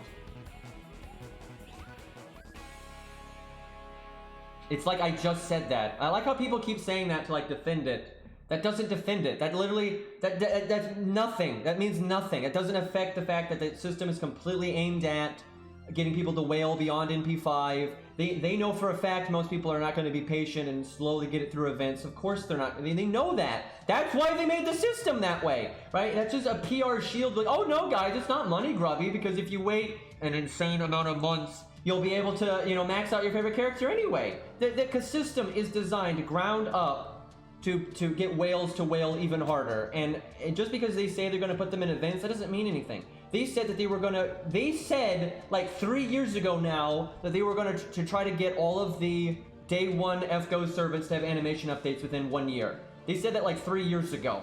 That didn't happen, did it? You know, they say they want to buff all the useless characters to at least be usable. Hello, Geronimo, 6 years in. You know, this is what I'm talking about. It doesn't mean anything, right? And I really have to stress this. Do not ever defend a system that when the developers is like, yeah, no, we'll fix it later. No, you get it right the first time, and if it's not ready, don't put it in the fucking game. It's just an excuse for them to get a bunch of money from whales. That's all it is. That's all it fucking is. And I get it, they're a company and they want to make money. That's fine, and that's good. The game needs to make money. But there are way better ways to do it. There are so many better ways to do it. You know, as I talked about extensively at the beginning of the stream, so let's not go into that again. But this system is an excuse to make whales desperate. That's what it is. It's just, and I think that's, I'm not even a fucking whale, and I'm like, this is just very shady and the worst kind of business model. This is, I don't, that's not the kind of business model I want for a game that I really like, right? Not at all. You know, I look at Arknights and look at Genshin Impact, and their business models are just so much better and so much more respectable. It's like, why do we have to be like this, right? Why do we have to only make money from the whales and just, you know, not even try to get money from fish and dolphins? They're not even trying. Right? They're not even trying to get money from those people. They're just trying to milk the whales for, you know, every penny that they're worth. Right now, there is no way to get match coins. They'll probably link that one to the main story or something. Okay, let's see. I all that time and only beat 1 stage. I tell you, today's gonna be tough. I'm starting to really struggle to breathe again, and it sucks, man. I want to go use Mozart, but yeah, I'm really struggling to speak because I have to breathe through my mouth a lot, and it's really hard to talk by breathing through your mouth. Which I don't think I think most people can imagine that. If you have to breathe through your mouth and you're trying to speak, it causes problems. It's like, yeah, it's a pretty easy one to sort out. And yeah, good luck with Angra. You're gonna have to like use rare prisms to buy the FP tokens to roll more FP. So that's gonna be a pretty shitty one. Or wait like 8 years for when he's in an event again. Good luck with that one. The best thing that they could do, this won't fix it, and this is not, I will not defend the system. The best thing that they could do though, is make it so anytime you do an event, you get generic coins that you can turn into coins for anybody. That's the most reasonable thing that they could do. I don't think they're going to do that, and even if they did do that, I still wouldn't defend the system, because when they add a new character, they're still obviously trying to get whales to keep rolling beyond NP5, so they don't have to go to Bond 15 or wait months and months to grind out the events and stuff. So it just doesn't really affect anything, but that's the best that they could do, I feel, is at least give out universal coins. But I don't think they're going to do that, because if they were going to do that, I don't think they would have made the coins character specific in the first place. But I don't know, to be fair, they might adapt with the times. I don't know what kind of feedback they're going to get from the Japanese player base, right? So if there's a big enough backlash, maybe they weren't planning on giving out universal coins, but maybe they changed their mind. So you never know, we'll see. But even if they do universal coins, I mean, the system is still designed to get people to roll beyond NP5. That's blatantly what it's designed for. And because again, let's say they add, what's an anticipated waifu? I don't remember. I'd say Vinch, but she just got added. Someone throw a waifu name at me here, guys. We gotta get specifics. Just why not? What do we got here? Proto Merlin. There we go. Right off the bat. Kotomine. Yeah. So okay, let's say they add Proto Merlin. You know for a goddamn fact, the whales, the leviathans, they're not gonna wait a bunch of time to slowly get universal coins to get her maxed out. There's gonna be that guy, it's got to do it ASAP, and they're gonna have to get fucking NP 7 or 8 or whatever the fuck. It's just again they want to give whales every opportunity to keep spending money. And I just think that's short-sighted. I don't think it's short-sighted to try to make money as a company. That's fine. I think it's short-sighted to try to make money this way instead of trying to add more monetization. I don't even get it. Why wouldn't you want to add options into your game to try to get money from people that don't want to gamble or can't gamble and that kind of... Why wouldn't you want to have like skins you can sell for $10 or a subscription to the game for $5? I think what they actually think is if they did what Genshin does, where I think in Genshin, I can't remember the math, but in Genshin you can spend $5 a month to essentially subscribe to the game, and then over the month you'll get SQ that's worth like 500% of that $5, right? It's worth, it might be way more than that, I don't remember, but you get way more boom for your buck for that $5 than if you just bought the SQ. But you can only do it once a month. It's not like you can just sit there and it's not like universally SQs become cheaper now, right? It's a once a month thing, and that's what gets everyone and their mother to do it. But I think in their minds, if they did that, they're dumb enough to think it actually like devalues SQ, and then no one would buy SQ anymore. But obviously it wouldn't do that, because whales are gonna grab that extra $5, sure, but they'll keep buying the SQ beyond that because you're capped at what you can get per month from that, right? And it's not nearly enough for a whale, and you're going to get a lot of money from people that don't spend money on the game. I would do it. I don't spend money on FGO, but if they added that system, I would spend $5, assuming it was good value. If it wasn't good value, I wouldn't do it. But if it was good value, like Genshin's is, I would do it. And I would be very happy. I've been wanting to have a way to support FGO forever, and they just never give me one. But now, it's like right now, they're doing the opposite. I've always wanted to support FGO, but I don't gamble. I don't fucking gamble. I'm not about that. That's why if there's no safety net, I'm not doing it. But what they've done today makes me not want to support the game on principle now. Because now they're just doing the super money grabby tactic that's just really short-sighted and shitty, right? I don't want to support that. I want you to do good business stuff that actually makes me happy to throw money at the screen, right? So it's pretty shit. And I'm confused as to why they're not even trying to... Are they just too dumb? Is that the problem? Do they not actually know how to monetize, people that don't want to spend as much money or can't spend as much money? Like, do they not know how to sell skins for $10? Do they not know how to do a $5 subscription? Like, do they not see the value in a safety net and why every other game has one now, right? Like, I maybe so, because Aniplex really does have a track record of not having good business sense, so...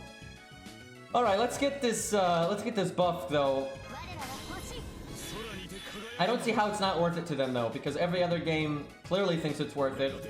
And Genshin makes a hell of a lot more money than they do, so I don't see why they wouldn't want a piece of that pie. But unfortunately, it is true, Aniplex has never really shown to have good business sense. Even in like the anime sphere, they're really bad at marketing. And not only that, but DW's lone venture with, I think, Sega or whatever, with Sakura Wars was horrible. I mean, they had no idea what they were doing. They made terrible decisions and a really shitty game. Let's not lose this stage. That turn was atrocious. If we had killed that middle one, it'd have been fine, but because we didn't kill that middle one, we're actually in pretty bad shape here.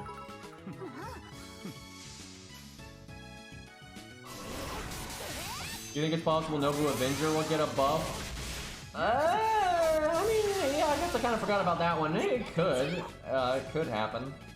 I still stand by what I said, though. I feel like Edmund or Jolter seem more likely. But no, yeah, I guess it could be Nobu. She did get buffed not super long ago. She certainly deserves it. That doesn't seem crazy likely to me, though, just because she did get another buff. It's been a little while, sure. It's been long enough that she could be buffed again. I'll say this.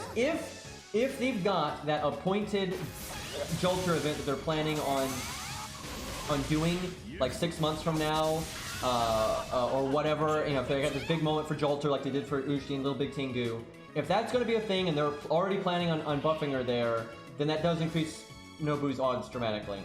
Look, chat, I have a hard time, you know, keeping up with chat anyway. I have slept like 3 hours. You know, of course I'm gonna miss some of chat, right? Like, I feel like shit right now. I'm not gonna lie, I feel absolutely atrocious right now. And I can't breathe. And like, I basically feel like short of breath constantly. It's not great. Of course, I'm going to miss some of chat. I'm trying. Liz is fucking dead, by the way. She needs to be like, she needs to be a goddamn archer, and I think we would still win. So, I actually wish, if I could turn her into an archer to make this more interesting, I would. But yeah, she's about to have a bad time. Dude, I'm so pissed. So, I've been seeing a specialist for my breathing problems, and thankfully he's one of the best doctors in the region. But, he said, you know, it's a tough issue, and it's going to take a long time to fix, and, it sucks, man. Like, I hate having to wake up day after day and, you know, not being able to breathe, man. It is not fun. And if, let's see, actually, how soon is it? I've got a test coming up. It's not for a little while. Anyway, basically there's this test I have to get done that the doctor's office does not have the machine to do. So we had to schedule it with, like, a different, you know, facility. I don't know if it's a doctor's office. I guess it's like a medical facility. Anyway, but it's quite a ways off, unfortunately, because they're, like, booked. But the test is going to take 2 hours. So it's not like, you don't like go through anything painful or anything really. It's just you have to sit around and doing nothing for 2 hours. And I'm like, that's gonna suck. I'm not sure what the environment's gonna be. So maybe if I can have my phone and I'll fucking farm embers in FGO, because by the way, you have to farm so many embers now. Seriously, if I'm allowed to use my phone, that's what I'm gonna do. I'm literally going to farm embers for however much time it takes. I'm like, okay, how many embers can I get in that amount of time, and how much XP will that actually translate to with this bullshit new system? I bet you not that much. I bet you not that much. We'll see. I'm gonna have to wait on the coins anyway. Like, that's the problem. I'm already out of coins. Like, I got Bond 14 coup, and I can't do the next Grail for him because I don't have enough coins. And I can't get any more of his passives because I don't have enough coins. So yeah, it kind of sucks. Need a fucking coup rate up. Actually, we need a Lancer rate up. That'd be better, I suppose. But yeah, I don't know if I'll be able to use my phone during that test or not. But hopefully that test, because we've had to do a lot of tests, and it's basically just been eliminating a few things for like what we know the problem isn't. Hopefully this test though is gonna finally give me the information I need to know exactly what the problem is. I mean, part of the problem is we know, and like there is a surgery I could get right now that would help, but my doctor even like recommended not doing that yet, in case some of these other problems are present. Those could be so much bigger of an issue that the surgery just wouldn't be that. It'd be like a drop in the bucket. So we just have to see. Because the one thing that I know for sure is basically my air pathways are just way too small, and if they swell even the slightest amount because of allergies or anything else, it means I basically can't breathe. And so that's a big part of the problem. But so you can do surgery to like expand them and stuff, but it's not always going to help that much. Where it might be the bigger problem is I need to do something about like if there's swelling happening all the time and that kind of stuff. So it's complicated, but you know, well, I'll get through it eventually. And I will. You guys don't even know. Like right now, I'm not gonna lie. I'm kind of on edge all the time right now. Like, I really am, and it's mainly because it's very aggravating not sleeping enough and not breathing well, and it makes me very agitated all the time, and I don't like that. It sucks, but it is what it is, and I try my best. But I tell you, if this is ever behind me, and I'm healthy and good, I am going to be, you won't even know how, I'm going to be so happy, because everything else in my life is awesome. I'm very fortunate, you know, my stream does well enough, and YouTube's awesome. I love my job. I love my job to death. You know, FGO might be like, you know, dropping a turd in my salad here, but I love my job and I love interacting with chat. It's great. I'm like living the dream over here. It's just I don't even realize it. I literally don't realize I'm living the dream right now because of the health issues are so distracting, right? But yeah, if I get this behind me, dude, oh my god, I'm so ready. Like I'm so ready to like be 10 out of 10. So yeah, I'm a lucky guy overall because hopefully this is gonna be temporary. Anyway, so chat, if you disagree with me, I want to know. Like, if you like the coin system, you know, let me know. I want to hear, like, you know, if you think it's good and why. And I will say, I do like the idea of being able to take your absolute favorite character and have these unique passives and stuff. I just think the way it's implemented is really bad, right? I think it'd be way better if it wasn't tied to all this rolling stuff. If the passives were unique to the character, I think all that stuff like Ari's saying, you know, idea good. I really do. I think the idea is good. I just think implementation is really bad, and I think it's bad on two fronts. It's not just the whale stuff, okay? It's not that. It's actually how accessible it is. I think it should be so rare. I think it should be so fucking rare, and because honestly. Yeah, not only is it not quite rare enough, although it is very rare and it's a pain in the ass and it's super slow and awful and shit, but it's like, it just uses grails. But that just means I can't grail Percival now. And I can't grail Tesla now. I have to wait a long time to grail them now because, yeah, I don't care for that. That sucks, right? I wish it was like super grails that you got once a year or something like that, or even you literally just picked your favorite character and that was it. And that's the one, and you know, so be careful with it, and then you get these super unique passives and everything. And I think that'd be great. The problem is, they want that carrot on a stick. They don't want it to people to feel like I can only make this one choice ever, and that's it, because they can sell you the other ones. That's the problem, right? It's like, they know if they make it very hard, and as a free-to-play or so, you can only do it once or twice ever, that some people are gonna be like, oh, but I want these passives are gonna make this one character so much better, and maybe they're not my favorite, but I do like them, and they know it's gonna make them money. And so that's where like the business model is kind of scuffing the gameplay side of it, because I think if you could just represent your one favorite character, and they don't just get a generic stat boost, they get these cool passives that are tailored to them, and it's like, yeah, this is Ku, if Ku had a fame bonus, or he had like the best master ever, or something, because like, this is a fun lore bit that a lot of people don't realize because the anime didn't really bring it up, but Mordred in Fate Epoch is much stronger than she normally is because her compatibility with her master is basically god tier. Like I'm not even sure they've ever I don't think any other master servant combos actually gets along better than those two. Like because they say it in their character material book and in the story that they just have like the best synergy ever, right? And so, yeah, that's cool, right? You know, Mordred in that story is stronger than she normally is, or NP does stuff it doesn't normally do. Yeah, Sissy goes the best, by the way. Probably my favorite master, actually. And so, yeah, that's cool. So you have a lore thing there anyway. So if you have your one absolute favorite character, and so they get these big passives that are tailored to them, that would just be awesome, man. If they just taken a little bit of time, because I've had this idea before, and the fact that this is so close to this idea makes me sad. People that have followed my stream for a while will have heard me say this.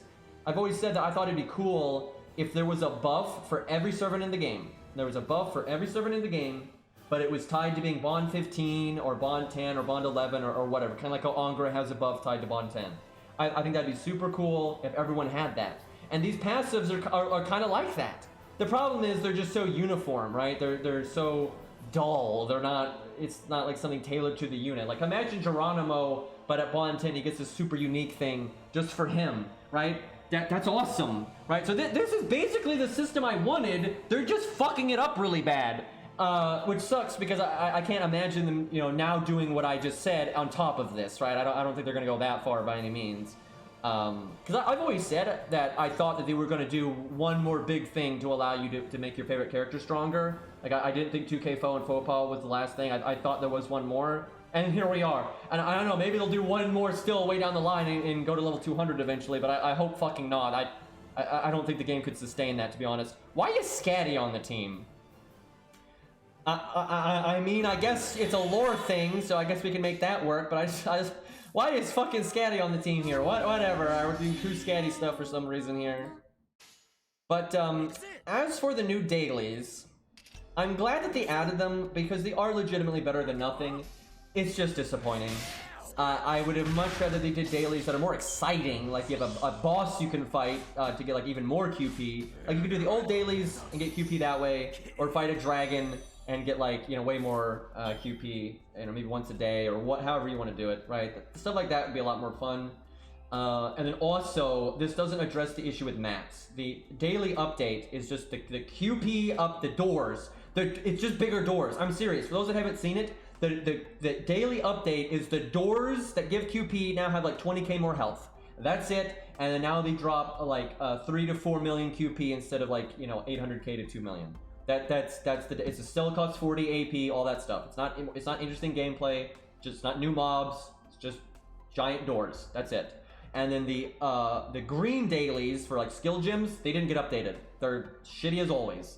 And then the XP ones are just bigger hands that drop 5-star embers instead of 4-star embers. That's all they've done, right? So it's not exciting. It's not fresh, right? Like, am I nuts? Am I the only one that really wants that? Like for them to do like an anniversary update and it's like it's fresh, right? It's like, look, completely new dailies. It's totally new content. Maybe there's a boss at the end that actually has enough health to matter, and maybe sure you have dailies that are easier and kind of designed for just autopilot farming. But like, you know, they add some spice, you know, do something interesting, and you're not just fighting doors and hands anymore, right? Like that's exciting, right? Like that's what I wanted to see with 2.0, right? You know, be a 2.0, not a hey, it's the same shit as always, right? And every 6 months we had a new story, right? That doesn't sound like 2.0 to me, right? And I feel like the anniversary was a really good opportunity for them to spice that stuff up, and they did not, right? They didn't do anything.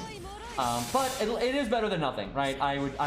Some of the things they did for this anniversary, I would have been happier if they just did nothing, like with this coin system and everything. I would have just been happier if they didn't do it at all. But with the dailies, I'll take it over nothing. I'll say that. They may be disappointing, and they're certainly not exciting, but I will say the daily upgrade is at least better. It's just so shit. I mean, the way you farm mats in this game is so bad. Getting gold skill gems is it's just bullshit. Like getting gold skill gems is so fucking bullshit. And they didn't touch that at all. Those green dailies don't even drop most of the newer mats. They only drop really old school mats that nobody needs anymore for the most part, with a few exceptions, right? They're not useful. They're just not useful. And there's so much. Okay, the camera getting a little crazy there with Scatty's extra attack. But there's just so much more you could do with dailies. Like when I look at Epic 7, which is a terrible game in many respects, but at least they have a lot of like variety with their daily content, like finding bosses and going into a maze and doing a dungeon and stuff like that. That's fun stuff, right? Their core gameplay is not as good, and their gear system is atrocious and all that kind of stuff. But all the concepts there are pretty good, and a lot of those concepts I think could be applied to FGO very easily. And it's kind of disappointing that it's just like, yeah, doors with more health, hands but with more health, and it's not even that much more health. So you know, it's not that exciting. Yeah, challenge tower would be great. That's what I'm telling you, man. That's the stuff that would really get me excited. It's like, you know, we're adding a challenge tower, and the floors are repeatable, and we'll add new floors from time to time. You know, or a new game plus, and that would, you know, give me a reason to level my characters. You know, give me a reason to show off the stuff that I got, right? If I've crafted the ultimate Buster team, let me go use it. Right? If I made the ultimate budget team, let me go use it. If I made a Mimi solo setup, let me go use it, right? I want to be able to use the stuff. You know, especially with these new systems, they're wanting you to grind all this XP now and all this QP now and get to 120 and all this nonsense. What's the goal, right? If I want to power up coup, I want to fight something with my coup, right? Like clearly. So it's like it's kind of shitty that they give you another system to make your favorite character stronger, but they're not really addressing that. You know, there's nothing to do other than grind in a pretty dull way. So fuck, we almost killed her but didn't. So now all this damage is gonna go to waste. Look at my new big juicy extra attack with my fancy passive going entirely into the void there. I have not fought a Berserker. Oh wait, I was gonna say I haven't fought a Berserker yet, because that's where Ku's buff or passives become the most useful. But I forgot I don't have enough coins, and even if I wanted to, I literally cannot get Ku's bonus damage to Berserkers. Because there's just, by the way, I've used like 500k FP trying to get coup copies. I didn't get any. I got Baldy a lot though, And I got Geronimo a lot. Because, you know, that helps. Speaking of which, because some people probably want to see it, I'll show off the coins. I'm gonna look at my servants and see if they're, because like I said, if there's servants that I'm never grailing to 120, if I'm like there is no way I'm grailing this thing to 120. If I've got the coin, I might as well get their passives. I mean, like Siegfried, right? Maybe I grail Siegfried to 100 someday. There's no way I grail him to 120. So, but I've gotten spooked by Siegfried several times. So I've got some. You know, I haven't really looked, but I should have some coins on Siegfried. I think maybe I did buy his NP charge, I'm not sure. But, so I'm gonna look for the characters like that, where I'm like, even if I did grail them, it'd be 90 or 100 tops, right? You don't need the coins to go to 90 or 100, you only need them for 120. So, yeah, if there's no way I'm grailing them, might as well grab the passives. Now, keep in mind with this coin system, when you're looking at yours, seriously, keep this in mind. As of right now, a lot of these characters, if they're not rated up, you cannot get more coins again. So you better spend them wisely, because like my Scath right here, this is it. This is it. As of right now, it is completely impossible for me to get more Scath coins. And even if they add more from like an event or something, that could, you know, it might be like you have to wait until Scath is in a event to get any coins for her, right? So be careful with them, for God's sakes. Because like for my Scath, I can't get 2 of her passives. I can't. It's impossible. I can only get 1, and ever. That's it. So the question is, chat, does anyone know? Does anyone have like the thing up? Because there's Atlas has got the passives. What's her third one? I suspect it's not going to be worth it on her, but what is it? Like if it's Berserker, actually it might be. And even if it's like an Avenger, it might be, because if it's a Divine or some shit, right? It's Lancer. That's so not good. I mean, I'll say this: if they're a Divine Lancer, then it actually is very good. Because then she's basically almost counterclassing a Lancer at that point. I don't know. I feel like the battery's probably better because she has her own battery, and those can kind of double up. I feel like the battery is the one. I'm gonna wait on this one. This one's tough because if I decide to use her for soloing a lot, honestly the extra attack might be the best because you just use it over and over again, right? You just use it over and over again, and so that really adds up. And honestly, for a lot of units, the battery one here is not that good because if you're for team play, obviously it's good. But for a solo, a lot of units will get their NP off of their taunts dying or whatever anyway. So who gives a shit if you have 20% more starting NP? It's only good if you can then if it's good enough to allow them to not bring starting NP at all and bring like a long-term CE instead. So, but she couldn't do that. Scath coming in at 20 NP. That's oh yeah, I'm gonna get that other 80% now. Like that's so that doesn't really help her. But yeah, it does make the Yang CE better. That's true. So I gotta say, I gotta wait on Scath. This is just too hard of a call. It really is hard for her. This really is a tough call, so I'm gonna have to wait. Yeah, what Ari just said is so fucking true. I think 30% battery units, it's godly on because it lets them get with a typical 50% starting in PCE, which there are many of, and then use their skill, and then have their passive, and boom, they got their NP. So units like that, it's like Bedivere. Fucking amazing on Bedivere.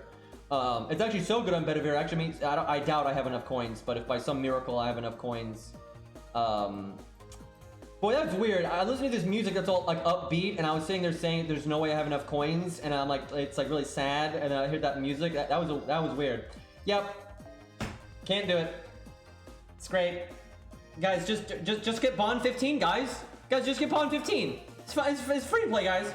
It's not whale bait. It just gives you Bond 15. No problem.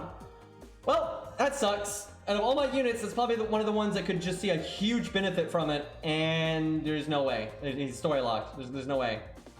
Like at least with like Asterios, I can get him from FP summon. Right, speaking of Asterios, I should check. Unfortunately though, because of course, they gotta make everything a bitch, 1 and 2 stars get less coins per copy.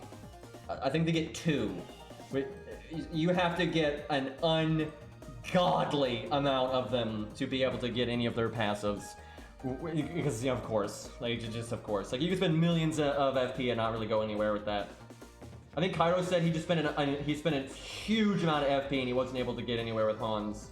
If you're still here, Cairo, if you could give us an update on that situation. Look at this. Uchi has 25. Uchi has 25. Like, holy shit, that's so useless. Let's see. George has got 116, so he can almost get one. He needs. I need 2 more Georges, and George can get 1. So on George, you probably do the battery, I would think. Just be, you know, if you get his NP sooner, great. You know, why not? If you want to enable Siegfried, it's a little bit easier. You know, why not? None of these passives are that good for him, though. Unless this is fucking Caster, these aren't that great. And it sounds like they almost never give them their counter. Can anyone confirm, though, that Steno has anti-Rider? Because I haven't seen any... Literally, I've checked quite a few, and I haven't seen anybody that gets their counter class. So if they did do that, that was probably intentional and like a weird way to give her an extra oomph. No units get counter class. It is Rider. Okay, we're getting mixed messages here. Steno is anti-Rider. Okay, so Steno is, as far as I know right now, Steno is the only fucking person that gets her counter class. I gotta say, if you're a Steno fan, that's not a joke. That is not a joke. She will fucking shred Riders. She's actually, I've said this before, and we've shown it on stream. She is a surprisingly good solo unit. She really is. And now she's gonna just butcher her counter class, and she'll get the extra attack damage too. If you get her extra attack damage from this passive, and then her boost to her counter class off this passive, I mean, oh my god, she's gonna do massive normal card damage every turn. Like that's... I'm not gonna lie, Steno fans in good shape here, because she's actually a good support. People act like she sucks, but she really doesn't. And then with these passives, that's actually something. That's pretty neat. I wonder if there's anybody else. It's clearly rare though. We have 1 instance of someone getting their counter class, so I wonder if there is anybody else. And yeah, she can. That's true. She can do 3 of a kind and get her extra attack boost for her extra card. So. I mean, there's no point in showing them really thin because they all look the same. They have the same icon. And you can't even read it. I can't show like what class it is. I can't see what Beowulf's is. Like everyone's the same. All of these are exactly the same on every unit. And again, you can't see the preview text, so... But so far as I'm aware, all Berserkers get the really shitty... They less likely to be crit by A class. I don't think Alter Ego really counts because they counter so many things at once and they're not a full counter class. You know, Assassin versus Rider is not the same as Alter Ego versus Rider, right? That's still better, though. I'll say that. Like, it's still better. Oh, you're not bringing up the Alter Ego thing. You're saying Say gets Alter Ego, which is super random. Like, it's super random. It's kind of useful, though, because a lot of times you don't counter Alter Egos anyway, so it gives Say something. It's better than most, I'll say that. I think Ku's really lucky, though. I think Ku's really lucky. Okay, let's see. So I need to check units, though, that I know that I'm not grailing to 120. And then what's best on them. I need to just bring up Atlas, because I gotta know what their 3rd skill does. You gotta at least check it. I suspect for Calamity Jane, though, it's her 2nd. I can't... I don't know, though. I like the solo with Calamity Jane some, and the extra attack thing is... I mean, seriously... The extra attack one in a solo is a lot of damage. If it's like a 6-turn solo, 7-turn solo, that is a lot of fucking damage. And a lot of times the battery's not gonna matter. This is tough, man. You can hold the skill to know. Well, I mean, that doesn't really help because I still can't read the text. I'm wanting someone to really stand out to me that I'm like, yeah, okay, I should pick that one. Okay, Romulus... I feel very confident in that I can do his 2nd one because I don't solo with him a lot and he's only the thing is I do solo with him some. And if I ever make a video for him, I want him to be at his best. Shit. However, I really like Anti-Ruler. Okay, yeah, not that one. I think the battery is good on him because he has his own battery. So I feel like that is still really good on him. So I think I think the 2nd skill is going to be right for him. I still kind of want to wait, though. Canis is easy. Canis wants the extra attack, especially... Now, if you only use Canis, though, for team play, actually, you probably want the battery, then, because you're not going to get her extra attack enough, and then she has her own battery on her 2nd skill, and then the starting battery here. Honestly, that's really good for her, I gotta say, because then you can just work a fucking Chin Gong and get your NP. So, for team play, I would absolutely get her battery. But if you like soloing or last man standing, easy extra attack. She's one of the easiest extra attacks ever because her extra attack is so much more powerful than most. That's an easy pick for her. Okay, I don't think I'd ever take him to 120. I actually might grail him beyond 90 at some point, but I don't see him.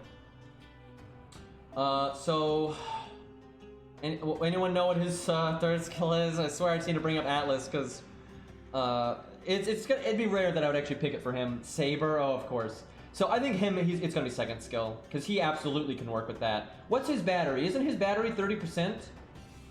Yeah, his battery's 30%. So I think he's an easy second skill, even if you were trying to solo with him, from God's sakes. I think he absolutely, no regrets here. I'm doing this. No regrets here.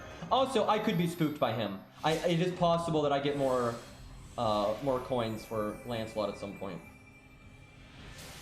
So I feel very okay with doing that upgrade. That's no big deal. That's pretty awesome. I'm not gonna lie. Actually, now let's watch the horror of whatever his skills are. They don't actually match your regular skill mats. Like Ku used Lost Belt 5 materials to level up his skill for some fucking reason. So it's like, God no. Look at this QP though.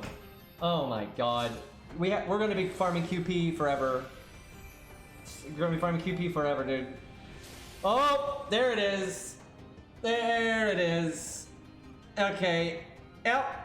I really wish I didn't level Alexander's skills the other day. That was 100 hero proofs, by the way. Okay, yep, got some farming to do. Nice, that's gonna be a spell. That's gonna take a minute. Yeah, that's Alex right there. I'm very happy with that upgrade though. I love Saber Lancelot. He's so awesome. His animation update was like pinnacle. And he's get easy benefit from that battery. Someone that's going to see a real increase there. So that's a really good feeling right there. I like that. Honestly, if you're a Saber Lily fan, you can get her coins. She actually is in good shape, because the way she works, she gets the 4-star rate, I'm pretty sure, for her coins. And you can get her from FP. Saber Lily fans can actually kind of casually stroll and just get all of their passives. Wait, is this her moment? She gets scuffed all the time. Is this her moment? Everyone else is fucked over by this system, but she absolutely isn't. She's like the easiest person to get to like level 120 and her 3 passives. So that's actually nice. That's a nice thing. Anyone know what her third skill is? Maybe they gave her an extra bonus here for her third skill. Cause yeah, she can literally get her passives like it's nothing. It's no big deal. Caster, okay, well that sucks. I'm not gonna lie though, I'm serious. If I was redoing my 4-star tier list video, for the most part, unless it was very easy for a unit to get their passive, I wouldn't really factor that into their score. I would absolutely factor that into her score. This is just so easy to get. Like this is so easy to get. You can be a noob, you can be a veteran, whale, free to play. It is gonna be so fucking easy for her to get her passives. And she benefits from this battery quite a bit, and I think she just got buffed, and she has a regular battery now too. Let me check that out. I want to look at the numbers and stuff. So if honestly, Saber Lily kind of ninja today got way stronger, I would say. So yeah, her buff today is she makes 1 more star on instinct, because you know that'll get them. So she makes 15 stars instead of 14. She makes 20 in P, and then she gives herself heal rate up. For herself, not for the team, but she gives herself healing up for 3 turns, for 50%. So then her NP will heal her for more. Honestly, that's a good buff. This is almost exactly what she needs, because Saber Lily has terrible stats, but her NP has an abnormally high multiplier. They gave her like a unique benefit with her NP, and then now she has her own battery and NP gain, and then she can get her passive here for free. Like this is nothing. I'm gonna buy it right now. This is nothing. Like this is freebie. So she has she basically can start, no matter what, she'll just start with 20% battery, and then she has a battery skill, and then she has an NP gain skill. That's good. Like that's good. I think Saber Lily's a way better unit now. And if you actually like her, because it's easier to get to 120, it kind of offsets how shitty it is with her lower stats. So hey, that's something. So that's nice for Saber Lily fans. Yeah, she probably takes more proofs, feels bad. Okay, well, Plot Monk is definitely one that I'm never grailing at all. I think for her, I don't really solo with her anyway, so battery, easy pick for her. That's actually, again, this is really good on her, with the way her own battery skill is. This benefits her quite a bit. Weirdly enough, I can get 2 of hers. For some fucking reason, I can get 2 of hers. Who is Berserker? Is it Plot Monk? Is Plot Monk Berserker? If it is, I kind of want to grab that just for shits. I'm not going to get her extra attack very often, I don't think. And if I just happen to be fighting a Berserker and I want to use her, I feel like why not? Just because you do more damage to them all the time. It's not like just your NP or just your extra attack. That's just more damage to Berserkers all the time. So yeah, fuck it. I'll grab that. I think that's good. That's actually pretty good. Hers are decent, I would say. If you like her, you'll use her against Berserkers some anyway. So people that get anti-Berserker are very lucky. Like, they really are. If they can, like, really shred Berserkers, it's going to be very noticeable for them. Scatty's one I'm definitely not grailing, but none of these matter. I guess for curiosity, what's her thing here? For the memes, I might pick extra attack, just if I want to solo a Scatty, caster. I don't know, maybe the battery, because I mean her NP is good, I guess. And I think I can get 2. Yeah, I can get 2 on her. So I'll just do the battery for now, and then we'll worry about that in the future.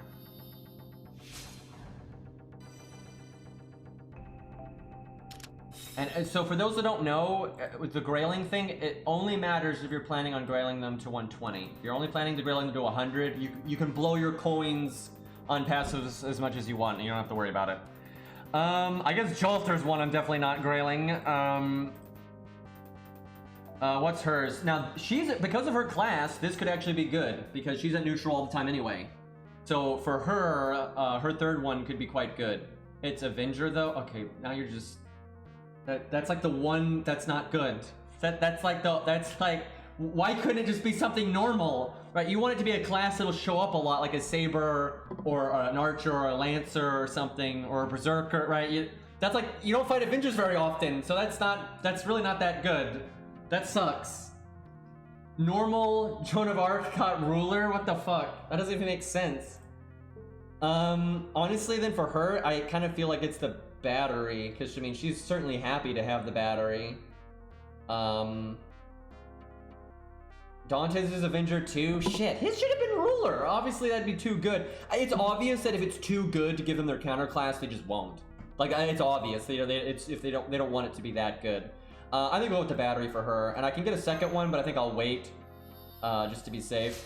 Because, I don't know, maybe some miracle, I'm like, yeah, I want to fuck up those Avengers. Oh, fuck you, game. Oh, fuck that. I'm telling you right now, this is not getting leveled anytime soon. That's not being level 10 for a long time. She could get the best animation update ever, and I'm good enough with just, you know, her regular skills.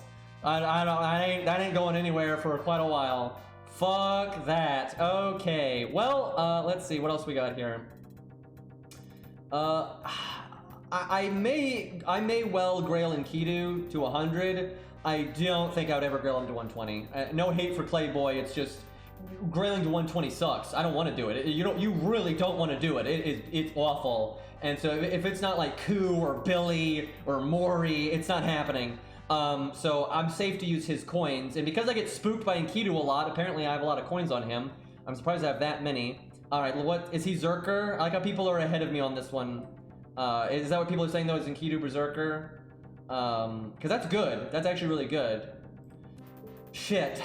The thing is, this one's really tough because I use Enkidu for everything. I use Enkidu for soloing, I use him for team play, I use him for memes. So because he's good in soloing, his extra attack is good. Obviously the battery is good when you use the unit a lot, and then he's good against Berserkers anyway, so all 3 of his are good. This is really tough. I can pick 2. I feel like you go with Berserker and his first one. I don't think he benefits that much from the extra battery. I mean, it's nice. Oh right, I can do all 3. You're right. I can just do all 3. Feels good. I can't do that with Ku. Imagine having Bond 14 level 100 Ku, and I can't do that with him. God. Well, Enkidu's looking in good shape here, because yeah, there's just I don't feel like I'm wasting these coins, because I'd never grail him to 120 and then that. So yeah, my Enkidu is just universally stronger now. He's ready to absolutely butcher a Berserker right now. I kind of want to. If you really want to see the super value, you gotta level the skills up, but even at base level, they're pretty good. So I kind of want to go smack a Berserker and just see his extra attack do insane damage. But if I leveled up, let's see. I think the first one goes up by 10% and the third one goes up by 10%. So I could do 20% more damage, I think. I'm not sure, Red, but I believe it takes 30 coins per grail. I think. But I haven't made it past the first one yet, so I can't confirm that. Well, Enkidu is... now, this is just way too hard. I don't know what to do with this one. Because she is the one 5-star in this account. She's the only 5-star in this account that has a chance of me going to 120 someday. It's the only one. But at the same time, I like Mordred a lot, and so it'd be nice to get her passives. Does anyone know how many coins does it take to do everything? Like, just to do literally everything on a unit. Also, what's her third skill? 660, so I can't do everything. That makes me, I kind of need to, she's Saber. Okay, that actually works though, because she gets the anti-father damage. I have to get this. I have to get this. If I ever want to make like the ultimate Mordred versus Artoria video, I mean, I have to get that. That's just, yeah, I can't not get that, right? Like that's way too good. We'll wait on the other two though. Honestly, it's like if I want, it sucks, man, because she is the 1-5-star that might be 120 someday, so it sucks. Hey, January, thank you for the 5-month sub. I really appreciate it. So we'll hold on to that for now, but that's an easy third skill, I think. Okay, let's see. Edmund's got a good amount. Edmund, I would also never rail to 120. I'm sorry, Area. I'm not trying to shoot shots at you or anything. Edmund really is awesome, but he's not gonna be a 120, right? Like, I won't lie though. If like the universe possessed me and I lost control of my body for a while, and it forced me to grail Edmund to 120, right? And then I regained control of myself, I wouldn't be crying. I'm not gonna lie. I wouldn't, you know. You know, he's pretty cool, man, right? So I'm not gonna be pissed if Edmund was 120, but there's no way I'm taking him to 120. So I can just grab all of his. So you said his was Avenger. That's not particularly good, but I mean, whatever.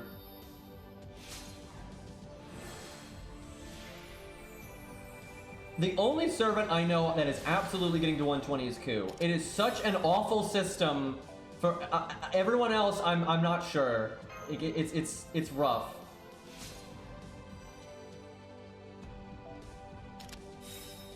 Cause I mean oh fuck, he's 10 short. Oh fuck. Well, oh well. The good news is it doesn't really matter with him. I almost never am gonna get his extra attack because he's not a solo unit.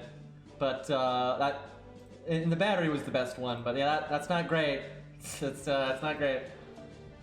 Hopefully they give me a way to get at least 10 coins on him somehow. Mistake number 1 right there. Let's look at some of our lower stars. The problem is with lower stars is you just can't, it's so fucking hard to get their coins. Like, it's insanity, right? I mean, Darius has 60, right? I actually don't think any of my low stars can get any of them. So, well, let me check like 1 stars, because you get them like candy from FP. Chen Gong gets a huge benefit from his second one, because it allows him to yeet a story support with just regular K-scope instead of having to have MLB K-scope. So that's really good. Unfortunately, it'll take you an ungodly amount of time to get that, but still, that is nice. Oh, Spartacus! Wow, Spartacus is going to benefit from this. He's already a good farming unit. Now he'll have 50 battery on his own. Just straight on his... Wow! That is good. That is super good. That is so fucking good. Like, you can just, with no help from the team, and with a damage CE, Spartacus can just throw out an NP. That's great. That's super great. Unfortunately, it'll take like 9 years, but still, that's really good. Yeah, it helps Hohenheim too, absolutely. Quick question. Please tell me this is Saber. Like, just please tell me this is Saber. I'm gonna be. It is. Thank God. If you're gonna be like, you know, doing the off classes like that better be fucking Saber. I swear to God. They at least got that one right. All right. Let's see. Caster Gill definitely not getting Grails. I would think battery on him. I'm not gonna really solo with them. Is out of curiosity, what's this? Oh my God, I need to breathe, chat. Oh my God. Ugh. Oh, all right, I feel better. Anyway, so his Archer, I don't even. I think battery is best for him, I would say. Oh, I may have to take a break in a second just to deal with my breathing, but we'll see.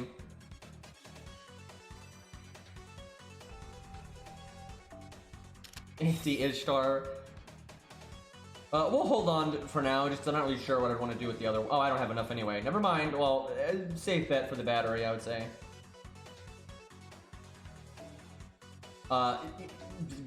So easy battery. Like, just clearly battery.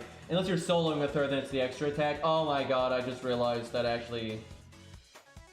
Dude, I hate this. Joan of Arc is like a god tier solo unit. It just no one has the balls. Literally no one has the balls. But I'm telling you, especially at NP5, that's the big one. Joan of Arc at NP5, because you get that big defense up for 3 turns, that is so good.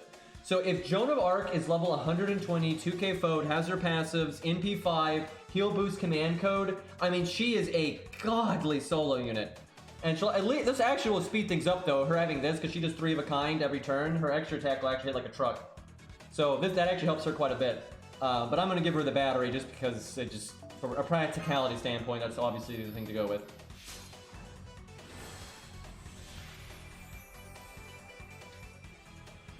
Yeah, that's funny, Fury. That's yeah. I think what they did is that if they thought that they could make it work and fit lore-wise, they did it. But a lot of them, I don't think they put any thought into, and it's because like Ku countering Berserker, that's nothing, right? He never even fought Herc in Fate's Day Night, so I think it's like if these like, oh hey, you know, a good reference would be, then they do it.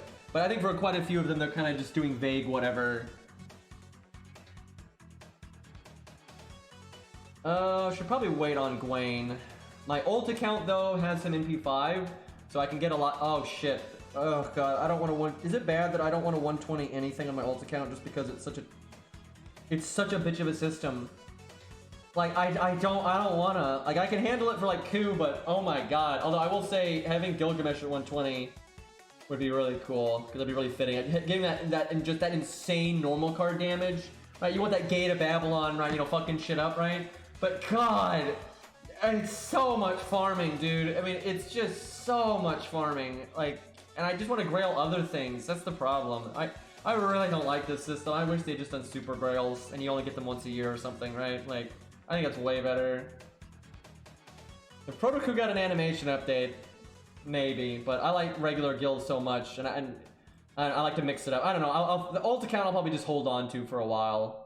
Berserker lot, I think, is just obviously... Yeah, there's the Berserker one. They don't get... Oh, God. It'd be too helpful for them to actually be able to hit something, so they gave them fucking crit resistance against one class. Completely useless. Just completely useless. Yeah, it's probably Saber because of Artoria. I'm gonna go battery. It's battery. Oh, if it countered Saber, but I'm assuming it is Saber. Like, I'm assuming he doesn't get crit. He's less likely to be crit by Saber. But it's Berserker? That doesn't, that makes no sense.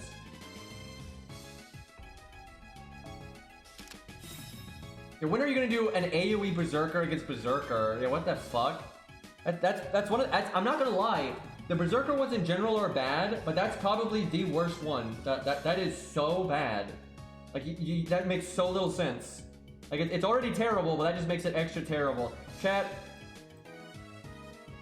So, you know, I'm over here, you know, it's kind of fun leveling up the passives for some of the characters and stuff. Imagine if these were unique passives, though, and they were different each character. It'd be so much better. It'd be so much fucking better. But now I'm gonna do the thing that is just, sad. If I could find it. I don't know why I'm not seeing it.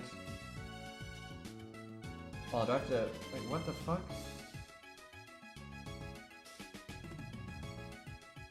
I'm so confused right now. What is this?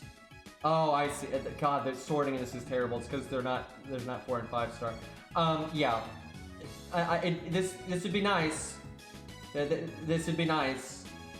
But he can't. Out of curiosity, what did he get? Not that it's. I know it's bad no matter what, but I can't even get. There's no way to get copies. And he's Bond 10 for God's sakes. Avenger, yeah, it's useless. I mean, they're all useless on Berserker, but I mean that's. I mean, no, it's not. Actually, that's not as useless. You might use him against an Avenger. If you get hit by an Avenger though, like because you don't have a taunt wall, you're fucked anyway. Mori's got all that defense down, so it doesn't do him any good. But yeah, I can't level his, unless they change it. I'll never be able to level any. He is probably second skill, I would think. That's probably best for him. And I'm gonna guess his is Lancer. Yeah, I guess Deer Mid. Yeah. I don't even have Herc on this account. Alright, who else actually can I upgrade that needs it? Alright, Atalante, I think, is she Archer? She must be Archer because of Chiron. It's either that or Ruler. Is it? I swear to God, it better not be Berserk. It's Berserker? That doesn't make any fucking sense. That's stupid. That's just dumb. It obviously should be Archer or Ruler. Like, what the fuck? That's so dumb. Anyway, we'll go with the second one. I think that's really useful for her because she has MP game problems. Oh man, well, I feel really bad, chat. I wanted to do a Mozart setup, but we will do it tomorrow. I think I gotta wrap up. Feels bad. There's a lot more to talk about. I want to use Saber Lily even. I want to show off Enkidu against a Berserker. But I feel like shit, man. I feel really bad. Okay, I tell you what. We will do one more. I'll probably talk less for a little bit so I can try to get some air to my brain. But let's at least use Enkidu against a Berserker. Because I legitimately want to see that. I really want to see that. I want to see that extra attack on a Berserker. So let's go pay Vlad a visit. Oh, what about alignment? We should try to get our alignment properly if we can. Let's see. Enkidu's alignment, I'd assume, is Earth. Because he didn't actually exist. Well, presumably. Obviously, magical Enkidu didn't exist, but you know, the Epic of Gilgamesh is so old. No, he's Sky. I knew that was possible. They might be Sky because he was created by the gods, but I was thinking it was going to be Earth, but no, he's Sky. Vlad is what? Because there's a couple other Berserkers we could fight if Vlad's not the right alignment. Vlad is Earth and, let's see. So that's good. No, that's good. Sky, that means Enkidu will get bonus damage from that. So, to be clear though, Enkidu's passives are not leveled. They're just at minimum rank. So they're not going to do as much bonus damage as they could do. But he should still, fuck a bitch up. Real quick, actually, let's level... Let's do the skill ranks that we can do. Get a little bit of oomph on him if we can. Say goodbye to our QP, you know. 200,000? Oh, God. Oh, God. I hope the next event gives us a lot of QP. It's the same as the regular skills, isn't it? Yep. Cost the same as their active skills. Oh my God, so it's 120 million again. Okay, I'm just gonna level each of these twice, and I'm not gonna touch them beyond that for a little while. Dude, they just want you farming 24/7. They just want you farming 24/7, dude.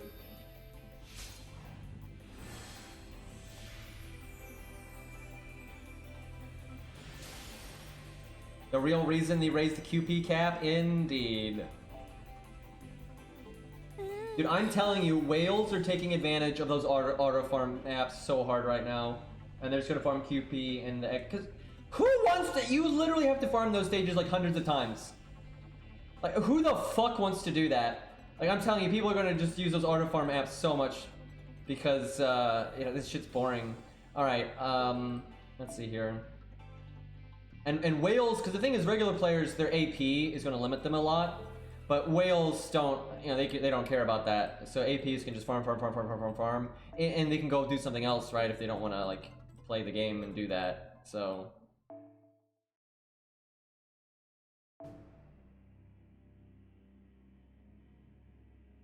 I don't think the support list should even show the passives. I think you should, if you want to see their passives, you should have to click this menu. It's too niche of a thing, so like who cares? Seeing the regular, I think you can like click this. Okay, that's clearly broken though. That's clearly broken. that doesn't work how it's supposed to. Anyway, there's just no need to never mind this menu. This menu is not the problem. It's the next one. The next menu, I hate it. I actually think that this game is like worse because look at this. It's like you're in an event, you know, where events will like cycle bond bonus. It's like this all the time now, just for these stupid passives that aren't that important. Like it's dumb. Like that's super stupid. All right, let's be. Do we give Enkidu burn so he has the Yang CE? Or we could just do the anti-Berserker one, because that takes a lot less time. That CE is not half as good, though. Okay, I'll do it real quick. We want that juicy damage. We're gonna be, like, firing off an NP with our extra attack, man. I'll be lazy with it, though, and we're not gonna... I'm not gonna like, we'll put some effort into this. We'll try to set up Enkidu proper here. See, Vlad is a servant, so I can do that.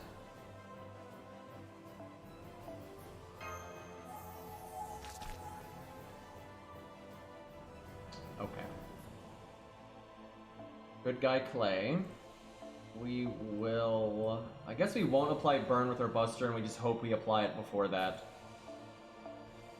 Remind me to cancel the app, I don't want to lose this stage. And by that I mean beat it. Where's the burn one? Okay, we'll go with, well... Do I just equip one? Yeah, I might just equip the one.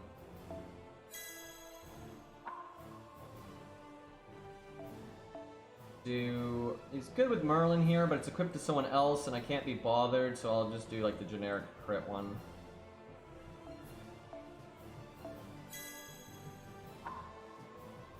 Oh yeah, I haven't actually picked my 5-star. I'll do that at the end of the stream. Geez, I wonder who I'm picking for my free 5-star.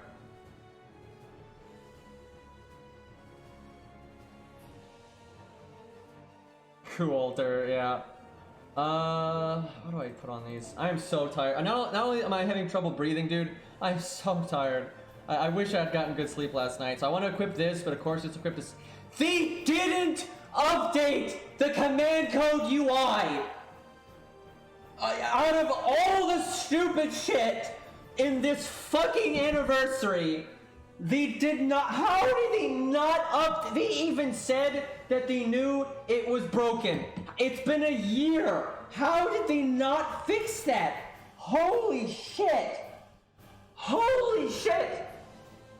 That's so stupid, dude. Like, because I know it's like, to some people's eye, it's like, it's a minor thing. Like, to them, it's a minor thing. It doesn't matter. It's been a year, and it's just ridiculous. Like, that's so ridiculous. I think the #1 things that need to be changed in this game is this game needs to have an account system. That's the #1 thing. The fact that this game does not have an account system, it's embarrassing. It is fucking embarrassing playing this game when it does not have an account system. That's like the #1 thing. And then I would say safety net, and then I would say fixing the command code UI, just because it's so counterproductive to the whole purpose of command codes. And they've said that. They have said that. That's their words, that the UI is counterproductive to the point of command codes. And it's not even hard to fix. It's not hard to fix. And it's been a year, and they ain't fixed it. It's stupid. Like, but yeah, #1 issue is no account system, then pity. And then the command code UI is just a fucking travesty. And then for God's sakes, add story replay and New Game Plus or shit like that. I swear, everything I want to put on my... Everything I want to equip here is equipped to someone else. I just, it's so frustrating that like being suboptimal, so I have to, and I don't even know who has it, man. The music is looping, but the song is good enough that I don't care. I must have just slapped. That doesn't even matter. I did that setup for Demeter. Those don't even help her really, but I just didn't know what else to put on her. There was like no critting really of importance.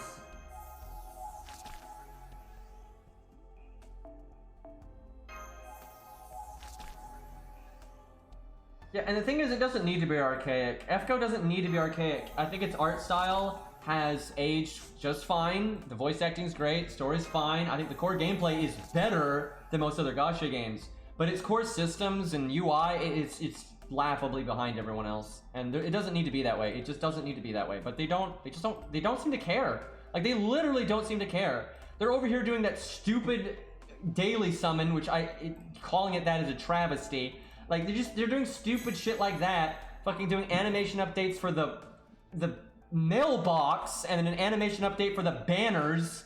They're doing that stuff instead of you actually fix. Like, I think it's just unacceptable that it's been a year and they haven't fixed the command code UI. I think it was unacceptable to change command codes and not do the UI then, but it's so much stupider having been this long. And of course, the other card is equipped to somebody else, so I still can't equip what I want to equip. God, this UI is so great, guys. Fucking Christ, dude.